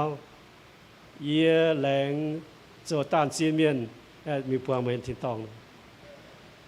ปนนี้แกน่าจะอยู่เส้นลงเงินต้าฟิตเซนก่อหรือว่านี่เกษียจะโหชับก็เวบัวเมียนเนี่ยลิงเจียาวเปียเจียาวหัวแสงจุนโตให้อยู่โกงตันหาโจเนี่ยนะนี่ลงเหี่ยวเนี่ยโจสัจจินเสียตอนหรือว่าแอนดูลานินยันายนะฮิตแต่ว่าจุปังตอนส่วนปนิดอ่ะหรือว่าจะมีว่าจันทร์จอฟินแสงไปเอตาดูว่าเนี่ยห้ามทิ้งหงเอฟินแสงจะโกงเขายังเป็นเตะตองเนี่ยเต็งถ้าตัวหิ้วก่อนเนี่ยโกงยังบอดเมมเบอร์จะดูว่าเจียยุ่งถึงเกิดส่วนโตยังน่าวีเจียหางช่วยกัวดูว่าเนี่ยตรงนี้ลงเฮนโฉวนี่ดูว่าเสียเวทิ้งหงช้ำก็ไปอีสานดูว่าบุหิตุนี่ปวนซีนมาเหยียดตัวอยู่ท่าบัวมัวตัวมิ่งว่านี่ retirement ว่าอุตส่าห์ว่าบุหิวหรือว่าบัวอย่าดูว่าเนี่ยอ้อยไม้ยุ่งพวกนี้หิวตัวบวนห้ามนี่เนี่ยบวนห้ามนี่อย่าแรงซิ่งที่หงเวนี่เจ้านี่โกงยุ่งเลยจะมิ่งดูว่าตัวจางบุตรหายนะตัวว่าฟินแซงก่อวันอ่อนว่านี่อย่าห้ามหาบุเมียนยมนาเรดดิ้งก่อเทียดถ้าบุเมียนแต่ว่าจะโกงเล่าหายแต่ว่าเนี่ยฮัสซันเนี่ยวนเนี่ยตีเงี้ยแต่ว่าเก่งเจียเจนเจียบุเมียนหรือว่าตาดาวี นี่ใต้กูหนึ่งให้ว่าเป็นมิวหาจะเล่าหาจำเบอร์ตัวหายว่าอ๋อก็โจมเมียว่าหรือเมียฉันนี่ก้อนนี่ไม่แปลโอ้เนี่ยก้อนเมียว่าเนี่ยเราจะเมียจะกี่ก้อนนะbà đóนี่ก็แค่ป้องโยป้องเอก็มีแต่ว่าเนี่ยยัดมีเราเปิดบุเมียนหาทำอย่างคิวทงเตะหรือว่าโอ้เดี๋ยวนี้ไปจันกองแปลไปฮิตบุเมียนว่าเนี่ยนะอันนี้ต่อบุเมียนเนี่ยว่าจุยปุ่นบัวชูปุ่นนี่โจดงหายนี่โจทว่านี่ก็แต่ว่าหายอ่อนหล่อหายออกอย่าต่อเก่งแต่ว่าเนี่ยน้ำบุเมียนเสียบุเมียนนะตรงเตะเป็นบัวเล่นเจ๊เนี่ยแต่ว่าปุ่นหิวก็แต่ว่าบัวแรงจริงแต่บัวเนี่ยđôi bây công xin phải đôi bây cha tôi đón xem có đôi bây thiên hùng mà sinh nhị liều trên phun đôi bây ha nó ok ha nó phun đôi bây thô đôi bây máy phản đàng chàoว่าฟินแซงแค่ฝันด่างโอหลิวยกเกียร์ขดาว่าปิดป้าฝันด่างอชาวว่าจะยิ้มหน้าเยซูตรงเตะหรือว่าจันทร์ฟินแซงชาวอันดูไลบุตรจวนปุ่นบุตรตัวเนี้ยโอเคจินเชิญด่านะ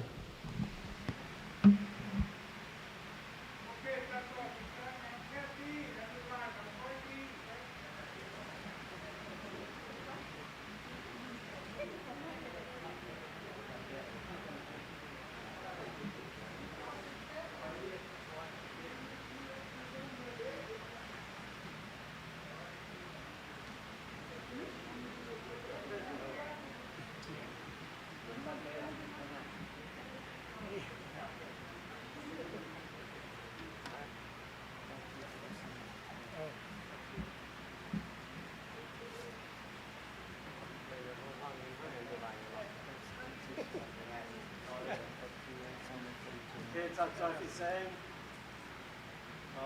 วันนี้เด็กตัวเขาเนี่ยเขาเรียนอีชินวัฒนธรรมอีชินอีชินแต่เรียนว่าโทษทีอันท้ายเดี๋ยววันนี้เด็กถ้าพูดอยู่ไม่เคยเรียนว่าที่ตัวก็ว่ามันอยู่บ้างก็เป็นทำอย่างนี้เนี่ย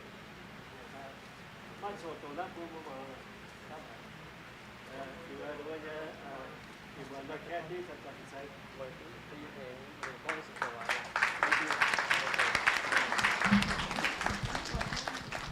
Hello.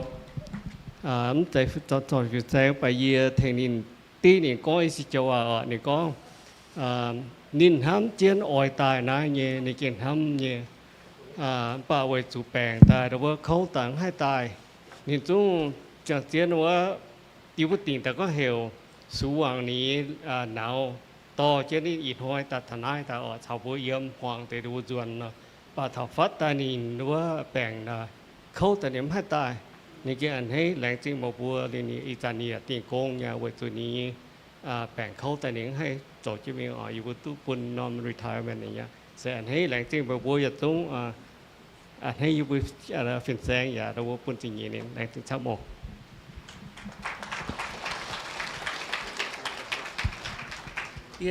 จันทร์ฟิแซงเป่าหายว่าปวงนินก็เหตุแห่งจุยจวานะฮะในกองเสนินหายหลงเยสินน้ำมหดามุนปักกิ่งหายเมาหายนะบุจางกินินตะเกาอเร็วในกองเหตุแห่งแหลงจริงบัวจางเยสุมีตรงเหี้ยวก่อนนี่จีปางชาวอย่าจุ้งจีปางเปี้ยจางเจ้ากงยิเมียนชาวเยสุยังมีตรงเหี้ยวก่อนยี่กงเมียนกองตู้เฉาเช่นจางเจ้าเช่นอย่างกงตายหรือแหลงจริงช้ำทั้งละน่าจะเป็นจันทร์ยี่ว่าโอแหลงจริงฮะโอเคผมคอยนะเดี๋ยววันนี้ก้อยเถงเดี๋ยวต่อจวนปุ่นแอนดรูไลชาวบุเมียเจ้ากงนั่นนี่ฝุ่นตานาตุไฟเสียบหนีหางนะแต่ตัวเจ้ากงว่าเยี่ยมพี่เจ้าเจ้าเยี่ยมยาวเจ้าเยี่ยมจุนโตเจ้าเดี๋ยวว่าเจ้าว่าตรงนี้ก่อนเนี่ยไว้เจอจีเนี่ยตรงคอยนะฮะคิวปุ่นก้อยขอบคุณโอเคแล้วจริงจะมีเดี๋ยวนี้บัวแรงจริงทิ้งหุ่งแรงเจ๊แรงจริงหาทิ้งหุ่งไว้แค่ฟูฟินแซงน้ำไม่ในจันบัวป่าดูว่าดาวหันยิ้มกล้องบัวไปตัวแค่ฟูฟินแซงออกนี่จะเป็นยัง tiền thai đó như yếm EBC nền chế bù miền đó bùng khu phiền chưa được ha bùng đó như bùng ha miền tu xiên thiung tham có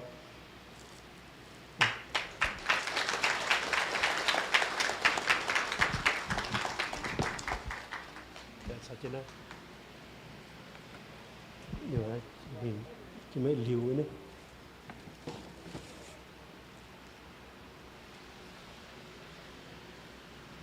khoai bún đó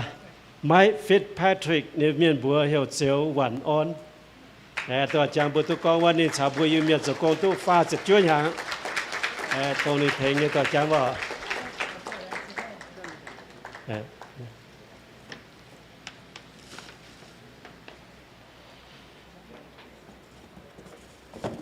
เดี๋ยวตรงนำกรุ๊ปเนี่ยตรงนำกวนเนี่ยหลิวกาไลอย่าตรงด้วยสกินดอทว่าเหมือนช้ำเวยคู่เฟียงกงเต้าเมื่อป่านนี้เจียนเซ่อาจจะเปียวจานปิงก็ได้เนี่ยปิงจริงนี่นั่นเจียปิงนะว่ากับเหมือนป่านนี้ฝ่ายอ้ายเคนะว่าปุ่นว่าหลิวฮิตุก็ว่าเมื่อไรจิตทุ่งเวยเมื่อโจทย์จะทายกงตัวฟ้าเจียนหาง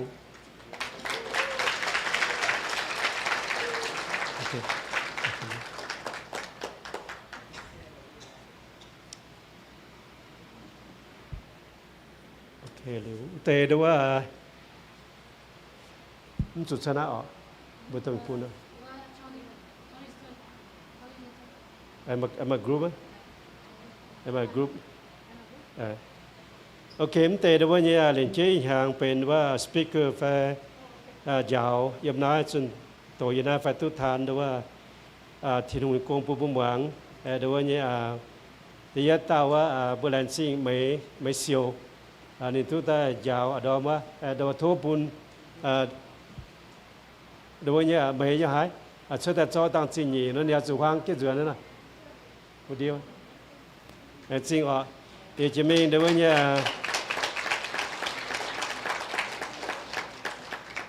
สาชิงฟิตแสงอย่าให้ตะการจุนโน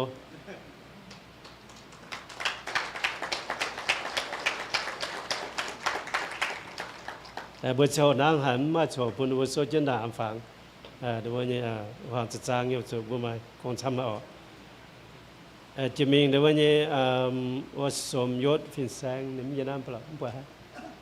ขณะโทษด้วยนี่เสียฟัตตาเทนิติสิบต่างแต่เนี่ยเว็บนี้มีมาออกโอเคเนี่ยบ้านเจน่าดูว่าฮิตเตบุตรปุ่นตัวหรือว่านะเตดูว่า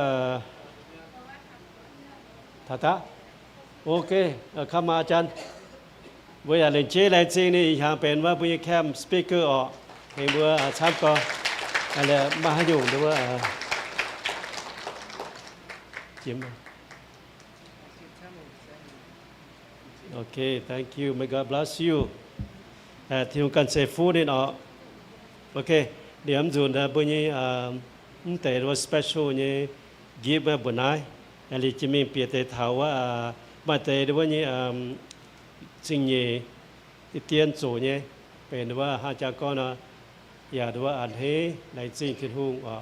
เวด้วยนี่มาด้วยนี่ที่ทุ่งเนี่ยด้วยบอร์ดเมมเบอร์ฝักกงเมียนด้วยว่าพูดว่าชาลีฮะต่อได้ต้องต่อพูดไหมนี่ต้องมีมาดีว่าด้วยว่าชาลีเทงตัวบัวมาเทงตัวบัวอันแต่ดูว่ากว่าฝุ่นดูว่าตัวฝุ่นเถอะประจักษ์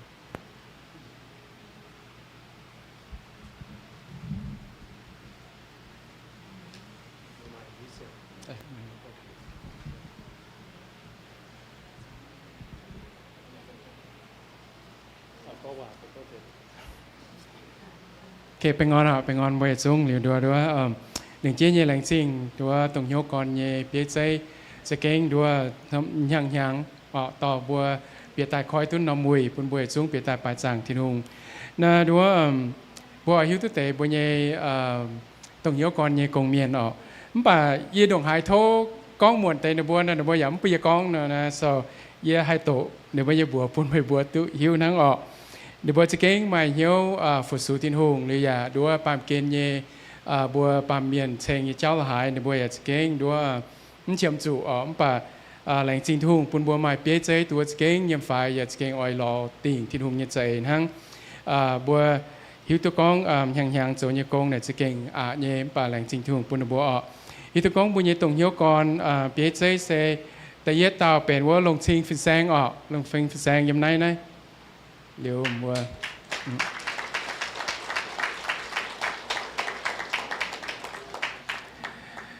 เป็นบุญเย่ตรงเหี้ยวก่อนเปี้ยใจหรือว่าเจมิงว่าวนเก่งฟินแซงวนเก่งฟินแซงยาดาวส์เดี๋ยวบังอ่อยชวดนายเนาะส่วนมีตัวให้เหี่ยวเนาะบัวชวดเนาะบัวเดี๋ยวให้เยี่ยมเดี๋ยวบุญเย่เดี๋ยวบุญเย่ตองแรงจริงทุ่งถึงเช่นปนวนเก่งฟิแซงบัวอย่างถึงเช่นหลิวเลยบุญเยกงละหายโยเดียวกับหากางว่าวนเก่งฟิแซงแรงจริงทุ่งเองจะมีบัวไม้ว่ายาวจานฟิแซงยาวจานฟิแซงเป็นยาเต่าโยเดียวว่าถึงบัวเก่าสินยานยี่เจ้าละหายเก่งเขาเย่แรงจริงทุ่ง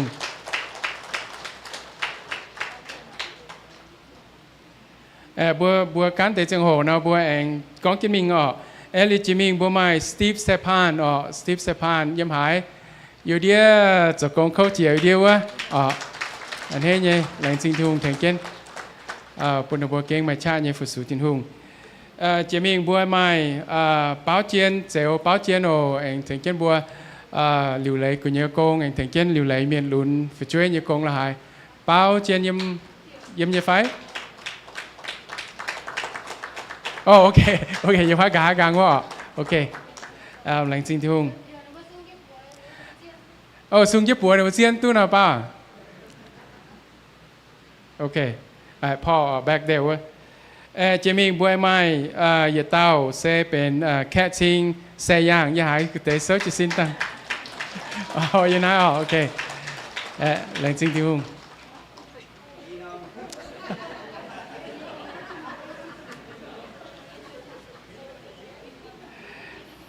แหล่งจริงที่ว่าเจมิงบัวไม้น้ำเต่านั่นไหนไม้หายเล่มเจียมอย่าไม้ยานอย่าไม้นี่เนี่ยบัวเหวเจียมยานนะวะเจียมยานเซลเจียมยานยิ้มหายซึ่งตั้งป่วยอยู่เดียกับหากังว่าเจมส์นี่เนี่ยแหล่งจริงที่ผมแข่งเกนฮัตเต่าไม้ฮัตเต่าจมเข้ากันนานนะมิงล้อนี่เจมิงบัวไม้ดูว่าเป็น advisor เป็นฝ่าย advisor เยี่ยมเยียนเซไม้กวยจุนฟินแซงกวยจุนฟินแซงยาดาว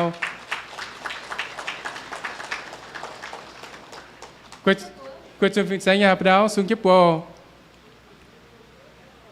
เดี๋ยวหากังวะแหล่งจริงที่ว่าเจมิงบัวเองไม้เต้าเซเป็นดูว่า advisor ฟินห้างเย่เซว่าฟุตเจียมเลยฟุตเจียมฟินแซงเลยฟินเจียมฟินแซงยาดาวซุกอยู่หากังวะโอเคแหล่งจริงที่ว่าบัวเท่าบัวจุ้งดาวมวนจางเก้นตะกาวเวนแต่เปียเจบัวใหญ่ตรงเหี้ยวก่อนใหญ่เปียเจเสถียงบัวกุ้นเสียน้ำตองใหญ่กุ้นบัวใหญ่กดเสใหญ่ดูว่าตรงเหี้ยวก่อนใหญ่จิวปางใหญ่เองถึงเช่นยังถึงบัวหลิวไหลนอมหุ่ยปุ่นบัวตุ้เปียตายบัวจางที่หุ่นสเก้งลงหายเดี๋ยวบัวใหญ่กงสเก้งเขาใหญ่บัวฮิตตัวกองเขาหายหลิวโดเท่าบัวดาวมวนจางเก้นตะกาวเวนเดี๋ยวบัวแหล่งจริงช้ำอันนั้นเป็นบาจุดปัวปุ่นเอาไว้จุ้งแหล่งจริงที่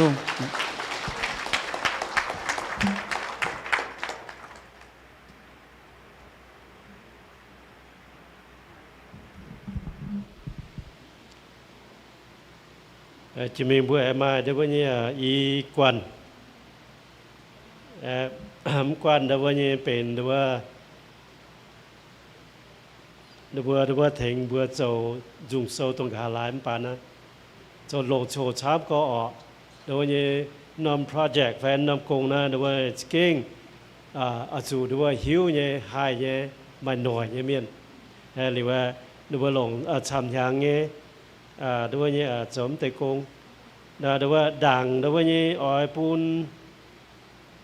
โตบัวนะเดี๋ยวว่ายาจานฟิแซงก้อนเจว่าด่างเดี๋ยวว่าเนี่ยยังก็ปูนบัวฮิตุเดี๋ยวว่าเนี่ยปูนบัวฮิตุด่างตั้งบัว sau chỉ xin sung bùa nó vừa đã chia tôm bùa hải mà đua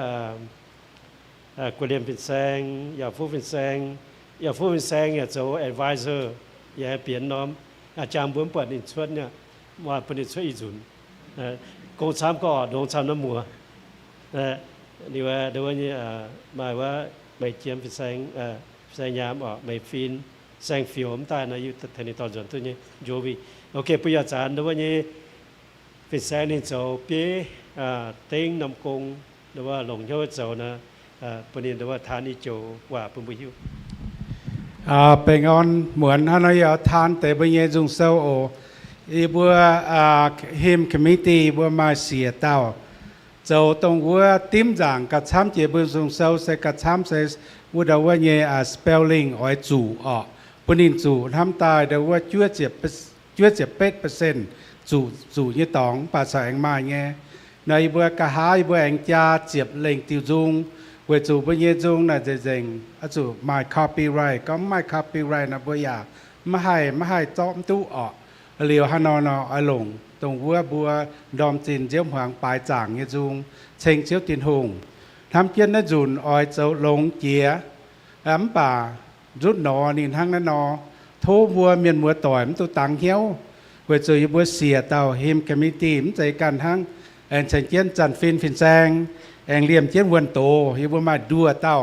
คอมมิตี้มันป่าจะก้องฮัดจันบัวหลงเชงเท้าตินหงหอบจู่แรงจริงตินหงโอที่บัวอยากเจ้าอ้อยเจ้าหลงติ่งอ่ะมันป่าไม่ให้เวจูพื้นเยี่ยมเหมือนนามว่าหนูบัวจองอย่าไม่ตรงบัวหลงเนี่ยตองเหลียมบัวเจ้าหลงเจียดงนายอ่ะปุนบัวทั้งนอนินจุดนอนินดอจุนายมิงเลียวกองบัวมเอียนนะบัวเองจัวปยานอย่างนะบัวมีตุฮัจันเจียวสูตายบัวมีว่าเหลียวห้างนอเมียนมัวต่อยเดี๋ยวว่าโทบัวเถงเกลงเนี่ยตัวมิงเชงตินหงว่าปุนตินหงตุยังหลางโอฮัจันงมเนาะเองเจาะเดี๋ยวว่าเยี่ยกันเนี่ยกูว่าเยี่ยงเจาะอีนำมาจิ๋วตังแค่ในเจียงมเปห้างนอโอเยี่ยบัวโทตินหงใส่ฟูบัวหลงนะป้วนเซาอย่าพ่อเมงปนบัวโอโทตินหงใส่ฟูบัวห้างนอนะบัวหวางในบัวมีวัตถุโทษที่ใส่ฟูบัวโอ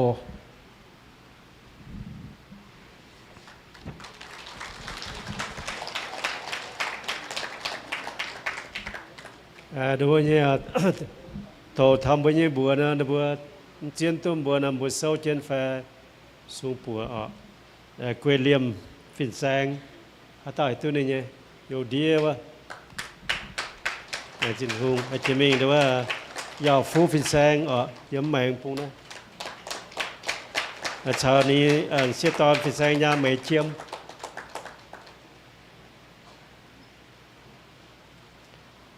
จิมิงว่าไม่ฟิน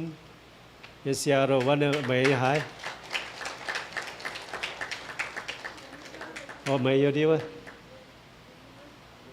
เดินจังตอนโจวีเจ้าตัวใช่ไหม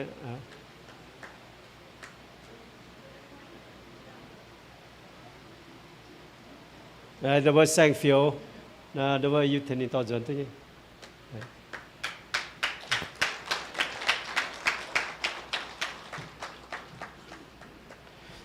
โอเคจิมีนะบัวอย่าอ่อยเดี๋ยวว่าเนี่ยปุ่น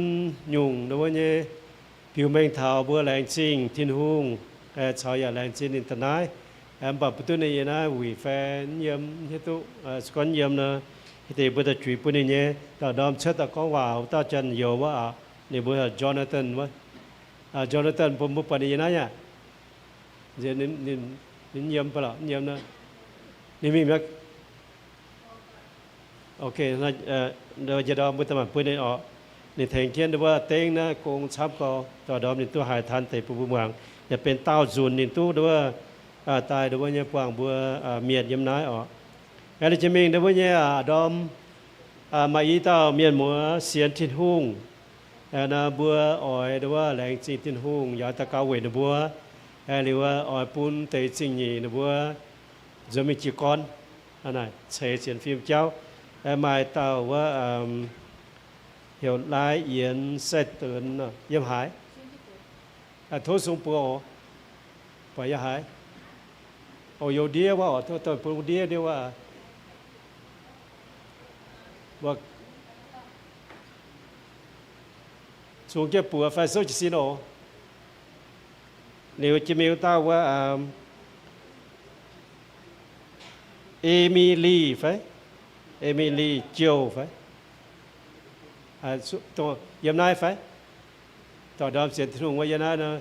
โทสูงปัวปีบุบกายหายมันปล่อยยานะโอเคมันปล่อยนะฮิตายบุตรดูว่ามีหลอนี่เรียกว่าอย่าดูว่าเนี่ยอันให้ว่าเต้าดูว่าเนี่ยเมียนหมัวแต่ชาวบุญนะดิ้งแกงเสียนที่ทุ่งนะบัวอย่าดูว่าเนี่ยอัตกาเวนินดูว่าเนี่ยปุ่นนี่ฮิตโตก้อนดูว่าที่ทุ่งทำนินบัวอย่าทำนินยันใช่ดูว่าเนี่ยปุ่นนี่ดูว่าตุลาตุเสียนเชียวดูว่าเนี่ยนี่บุญเหรอเชิงฟินยันไงฟ้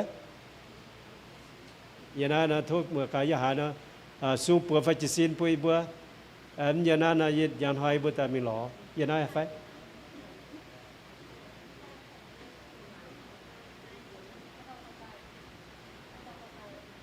ฮัตตานี้นี่ฟาดแฟร์ดูว่าแทงซอตาที่อันนี้ก็ว่าเหมือนอ๋อดินเสียตอนยันนะดูว่าเหรอดูว่าลาย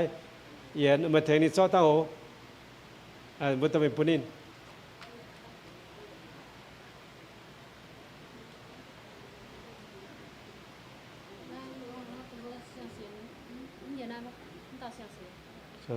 โอเค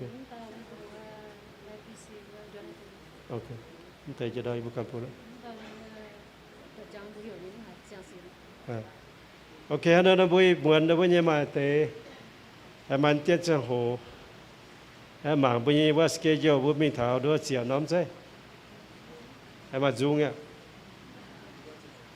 จุงมาออกมาจุงนะมาเต้าเมียนมัวเอาก้อนแต่สกินนั่งเนี่ยเนาะหรือว่าไม่จอยอย่างว่าบริชมอนว่าก้อนแต่สกินนั่งเนี่ยยันไงไฟเหลียวจิมิงว่าเมืองปูเมืองปูยังว่าแคนาดาวันเบอร์เบนเจ้าว่าโหลยามะเหลียวจิมิงนะเยอะดูบุญแก่ฝาโฉนะเยอะทุกปุ่มเมงเท้า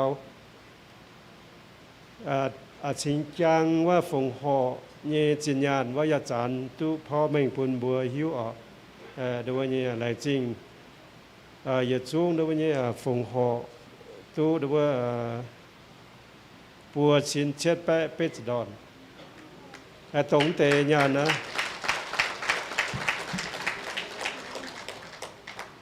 ตรงเตญญาณนะดูว่าเนี่ยแทงตุช้ำหาจู่ดูว่าเนี่ยในเจ้าอย่างนะบัวปุ่นเมียนดูเมียนสับช่วยนะหรือว่า10% discount เนี่ย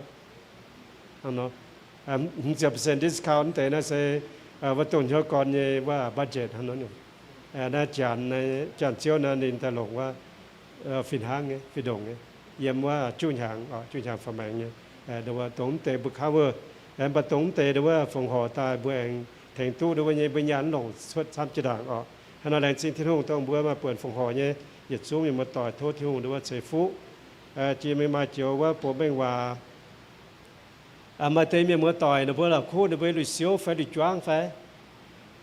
หรือว่ายังพดาวนะเมื่อด้วยมันเสมไปนะเปิดนะโทษจะมีอันเดียวว่าเอาเดียวว่าออฟฟิศว่าโอ้ฮิตเตย์บัวนัวตัดเจาะสุขมบัวเปิดยังหายนี่สมบัวไฟเนี่ยก็จังตัวดอมยี่ก้อนน้ำมันสิวยังเปิดตัดเจาะเราสุขมบัวสิวตีลายไฟนะมีเดียวมานำมุงอยู่เดียวว่าอยู่เดียวสุขมบัวมุงตีลายไฟให้อยู่ตีลายน้ำบัวแต่รอเก่าเดียวว่าน้ำตองนะอย่าดูว่าเป็นออฟฟิศอย่าเป็นว่าเสียวติงลายตองฟ้าจวดนี่ตองlost and found closet ยำนายเรียวย้อนอาจารย์บัวปุ่นเตว่าจังโหว่าไม่ชดตาดูว่ามาสิ่งกินดูว่าลงเนี่ยทานปูบัวหรือว่าโลยามชดตาดูว่าเนี่ยก้อนสิ่งกินแฟนนี่ก้อนเตกินโซแฟนหรือว่าบัวดูว่าตะกาวกวนเจียนจังโหบัวฮิตชิดเหยียนะ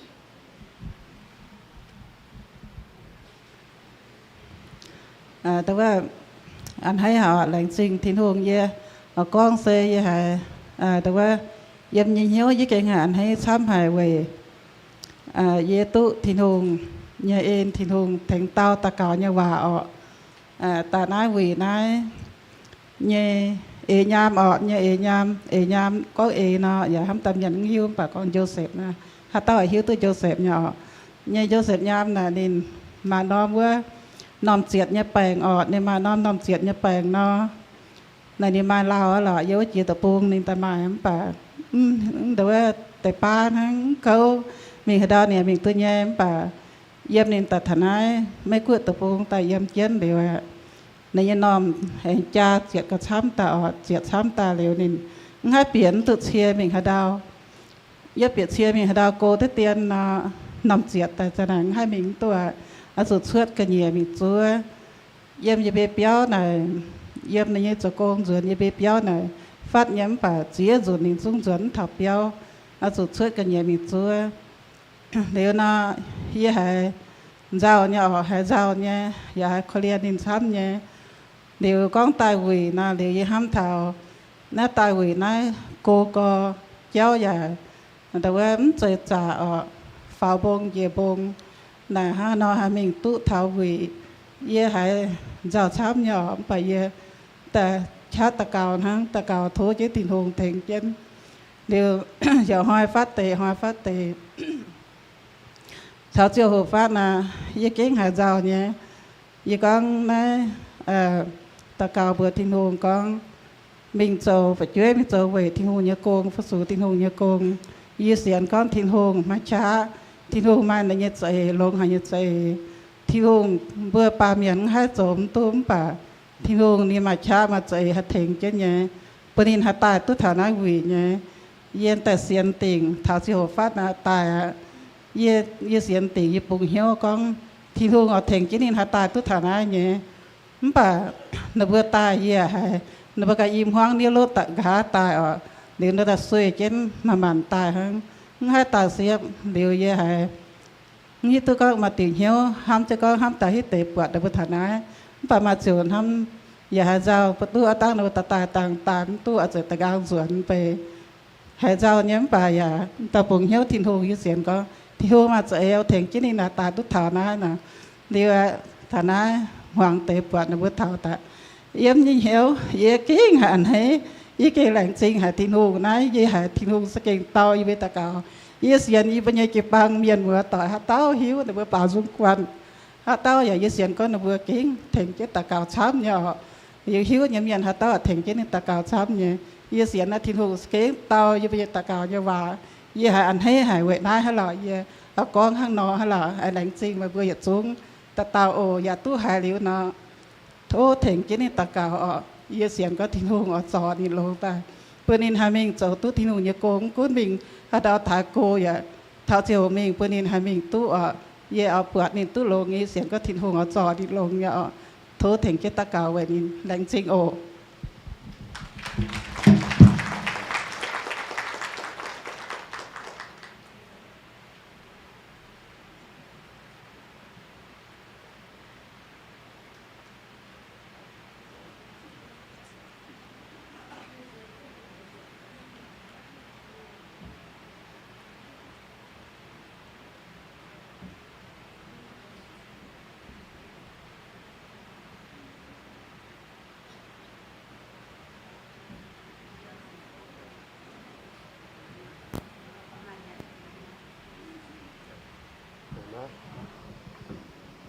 หน้าออก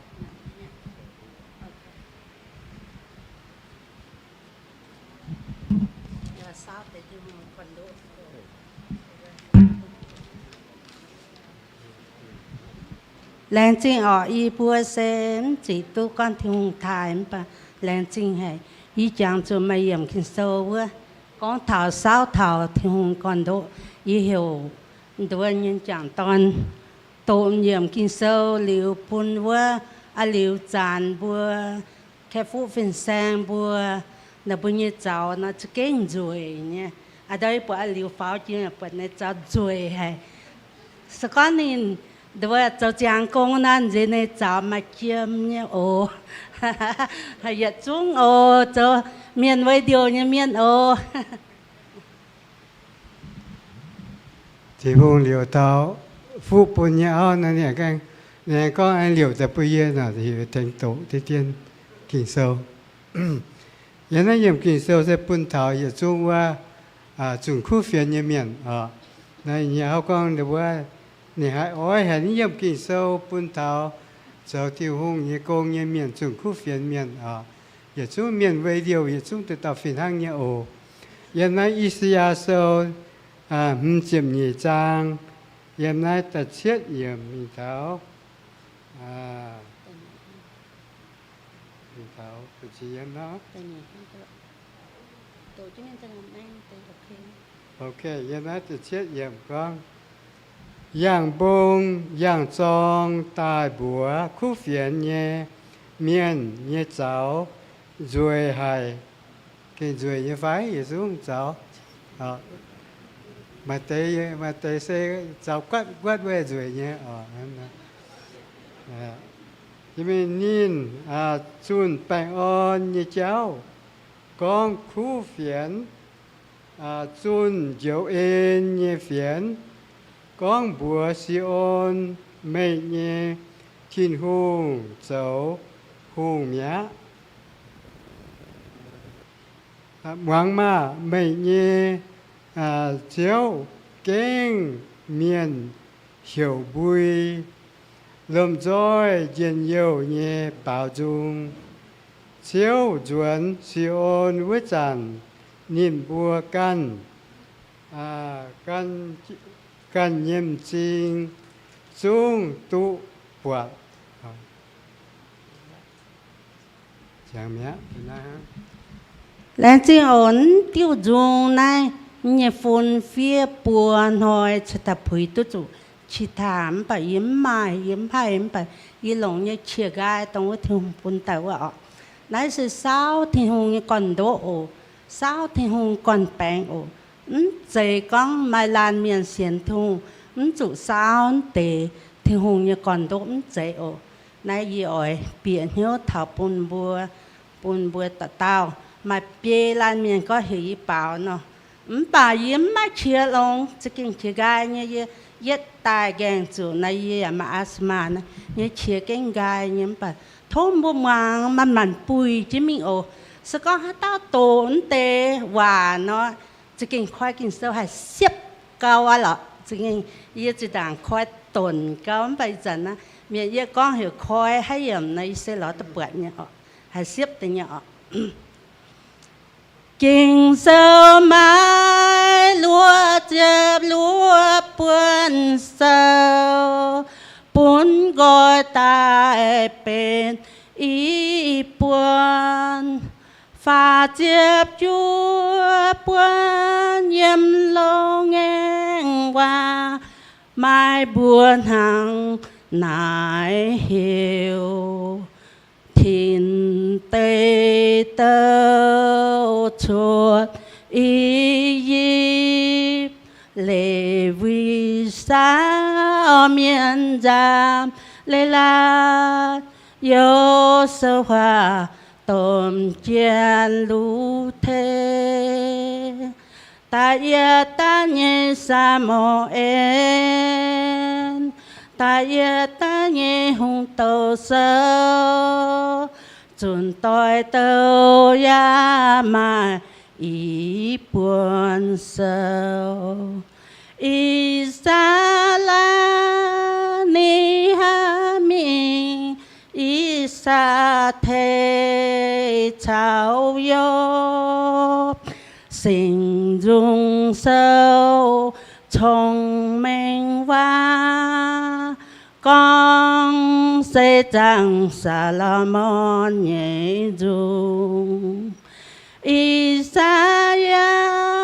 Yeremi nan trình dung Isakian Daniel Hosea Joel Amon Obadi Yona Mika Nahum Habakkuk Senfanya Hagai Sekalia Malaki chia mình em mai nhị chia chia buồn nãy sẽ sang nghe qua sâu chia con mai biết dây khu phiền sâu mai buồn hằng nải hiểu thìn mà thai mà cô lô ca ta nhị bi tê ta yết yêu hành ta nhị yêu hành ta phạm yêu hành yêu ta chào lỗi yang cảm gì hành bữa ở ye để can bảo này yếm mảng bảo từ mình yếm bảo bữa mình chám phải ye chiếm khủng mảng thay cảm gì cảm bữa nãy sẽ mảng bữa sẽ chào lô trang sẽ chào ô y bữa yếm Canada tai lên chính ô lồng bữa chăng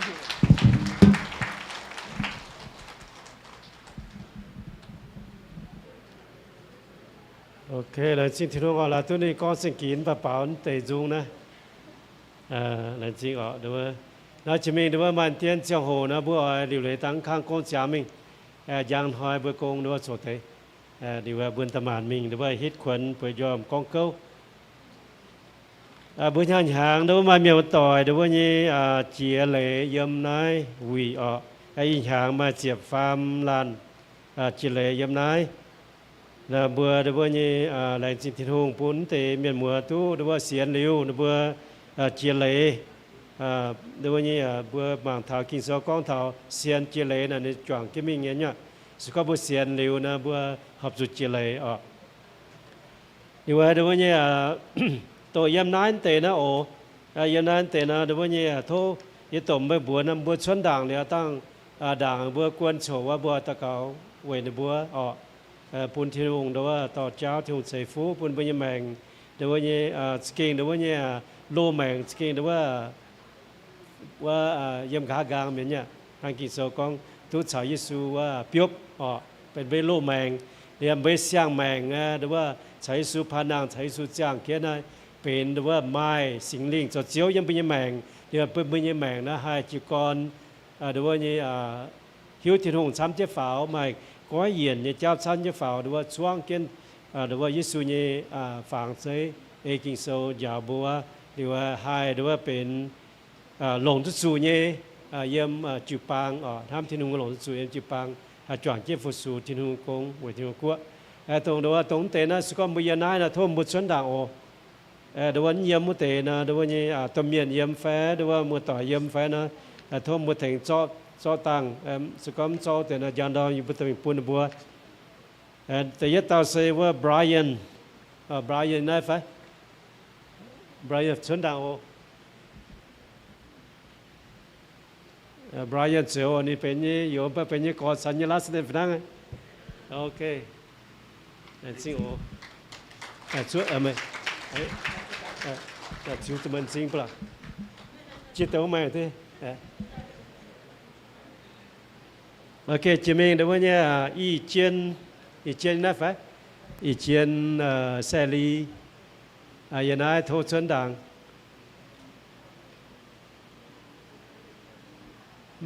một phần này hại nên nhà nào ok nhà nào nó hít tay bữa ta đối anh phải đối mà tao đối nhà hai thành tụi mình phun đi phải ok hắn là thôiปุ่นBrianโอเคอีเจียนนายฟินนี่ตอนนี่เสียตอนไฟโอเคให้ตะโกนไปเติมปูน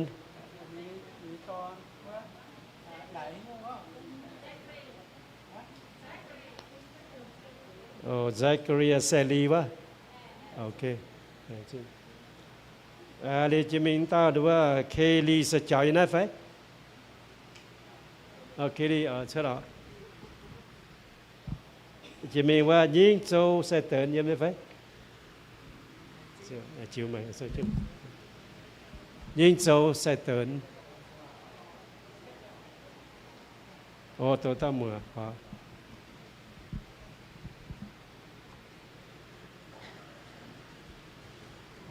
trên thương ô chịu mình số chế viên chủ đi bung taว่าลายเย็นใส่ตื่นยังไงphải yếm na nó số chuẩn đảng ồ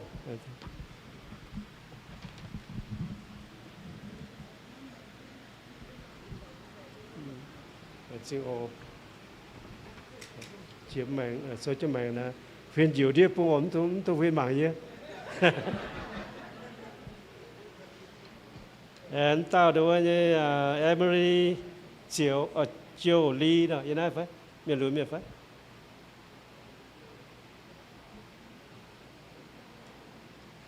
Emily ở sẽ phú sẽ chịu mày em ta Peyton sẽ chàoผู้เชียร์ว่าออกโอเค Maladin Mendoza นี่แต่ยุเชียยังไงเนี่ยแฟนเนี่ยองค์กูยังไงนะเถียงอย่างตู้มาแฟนตียังไงทำแต่จะยุเชียร์เปล่าฮบเหมืองเสียวทำแต่ยุเชียร์ฮะโอเคเรียกว่าเอราเซพันนี่แต่ยุเชียร์hôm đó vừa là u như to nè hôm là xia xia u như đó Maria tóm tao pe Maria Lara đây giúp chơi à pe tên gặp pe tên ok pe tên tóm tao mà tên tên phun à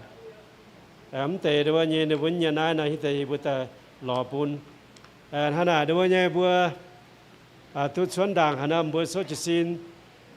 tao cáo về nó bữa liệu là cả haiว่าผู้หวังฟิแซงยังไงฟ้าผู้หวังฟิแซงยังไงนะตะกาวกวนโชบวชว่าตั้งโอ้ตั้งไอ้ชายพบตอนนี้นะบวชว่าตะกาวเวนะตาดูว่าโยสันเตปัวเต้ามัวไปต่อไฟโทษที่ทงเสฟุนบัวเปิดดูว่าแมงนะหายเปียเป่าดูว่ายันหาจามบุตุกองเนาะดูว่าเนี่ยเปียวเจนบัวดูว่าดูว่าเนี่ยแมงนะหายกวายกว่าจางเปียวปูนดูว่าทินหงดูว่าเนี่ยลงดูว่าแมงหาจางบัวปวดเสียเต้าว่าจนโตเมียนจะที่โกนเสียอยู่ว่าหรือว่าเมื่อสู้ตะเกาดูว่าเนี่ยป่าเลยนะฝรั่งฟิตแซงนี่ก็หาจุดจุนตะเกาควรดีเหมือนนะบัวมีฮิควรตัวไม่กว่าไฟไม่ให้ยงไฟบัวอย่างทัศน์ยันหันสุดต่อจะละออกอย่าจีรีบัวว่าจะนะดูว่าเนี่ยกองเก้าไฟอย่าตู้ดูว่าบัวเปิดเทนู้แต่ว่า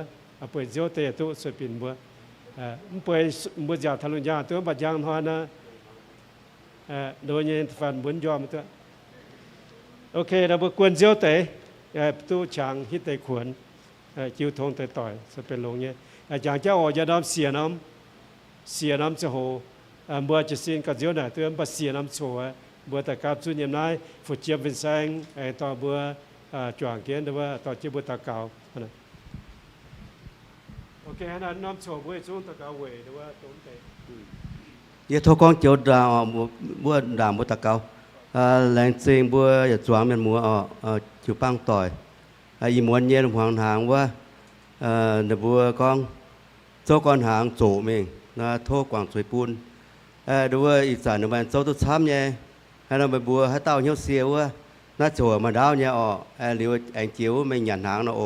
ไล่มาช้ำหยันหางมาช้ำเนี่ยในบ้านโจ้ตัวตะแกให้เต้ามันตัวเหี้ยวเสียเจ้าป่วยยอมโอบัวเหี้ยวเสียมีหลอนหยัน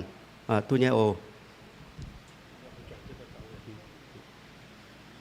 nó liệu bữa chọn cái tắc cao về tê chia uom lệ mi có dấu nó bữa sẽ kêu bữa tỉnh nhau tại Pun Thiên Hùng có giờ nó chẳng màng bữa giờ phiền hang nghe hang bố chẩn nó bữa thấy nó tắc cao ô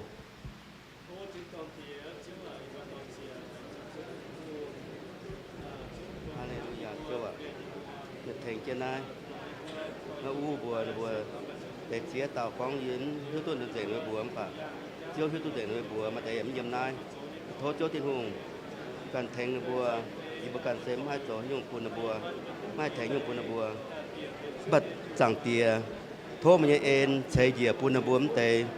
chẳng xía mà như làm nhiều phun bùa na mình có yên nó sang màng liu mà bèn on mà yên vô tới hang lô màng à nè bùa có nhau tài liu nè bùa ỏi can nổ mà chơi su thì na mình thốt chiếu bền với chẳng màng tề chẳng xía nè bùa rồi mình toàn mà xía nè bùa giờ xuống ỏi can nổ mà chơi su in hoi nó tôi chịu quan nhân lệ thiếu nó sang màng liu à thì na mình thô phun nó tề xuống chịu băng tỏi nhé rồi business phải dầu toàn tínhทุกปวดนะว่าจีวรมีเลยสกิลลงหายใจนะมันต่อเจ็ดในผิวคุณปามเกียเนี่ยจะใจทั้งจะผิวมันป่าทินหงจะวันเนี่ยก่อนโตเยี่ยมทินตองว่าโอ้เจ้าว่านะว่าเป็นแม่น้ำเหนียวเมียอีน้ามิงจิวเกานะว่ามันเตะใบจีนั้นเตะมาเตะเยี่ยมนายปัดทินหงหิวเนี่ยดีว่าพูนนะบัวอีน้ามิงให้การลงมาเจ้าทินหงจะต้องต้องเสียงพูนนะบัวให้มาแปลงอ่อนเนี่ยยินโยเนี่ยแมงเยี่ยมมาทินหงโอ้ต่างเตียนว่าส่วนเปียวมิงจะตุ้ยหยงเซ่คนนมห้องต่อเจนบัวต่อจิ้มห้องต่อยให้ยินโยแปลงอ่อนมีหัวเต่าโทษทินหงใส่ฟูปุ่นนะบัวโอ้ต่างเตียเขาในบัวตรงเอี่ยมเยซูจันเกาเจียวเกานะบัวเจียวมังนะบัวเปิดส่วนนะบัวการลงมาเจียวนะบัวทิ้วเหี้ยวเมียอีจันนะบัวแรงว่ากองนะบัวอ่อยการมาเจียวซูจนเป็นเจียว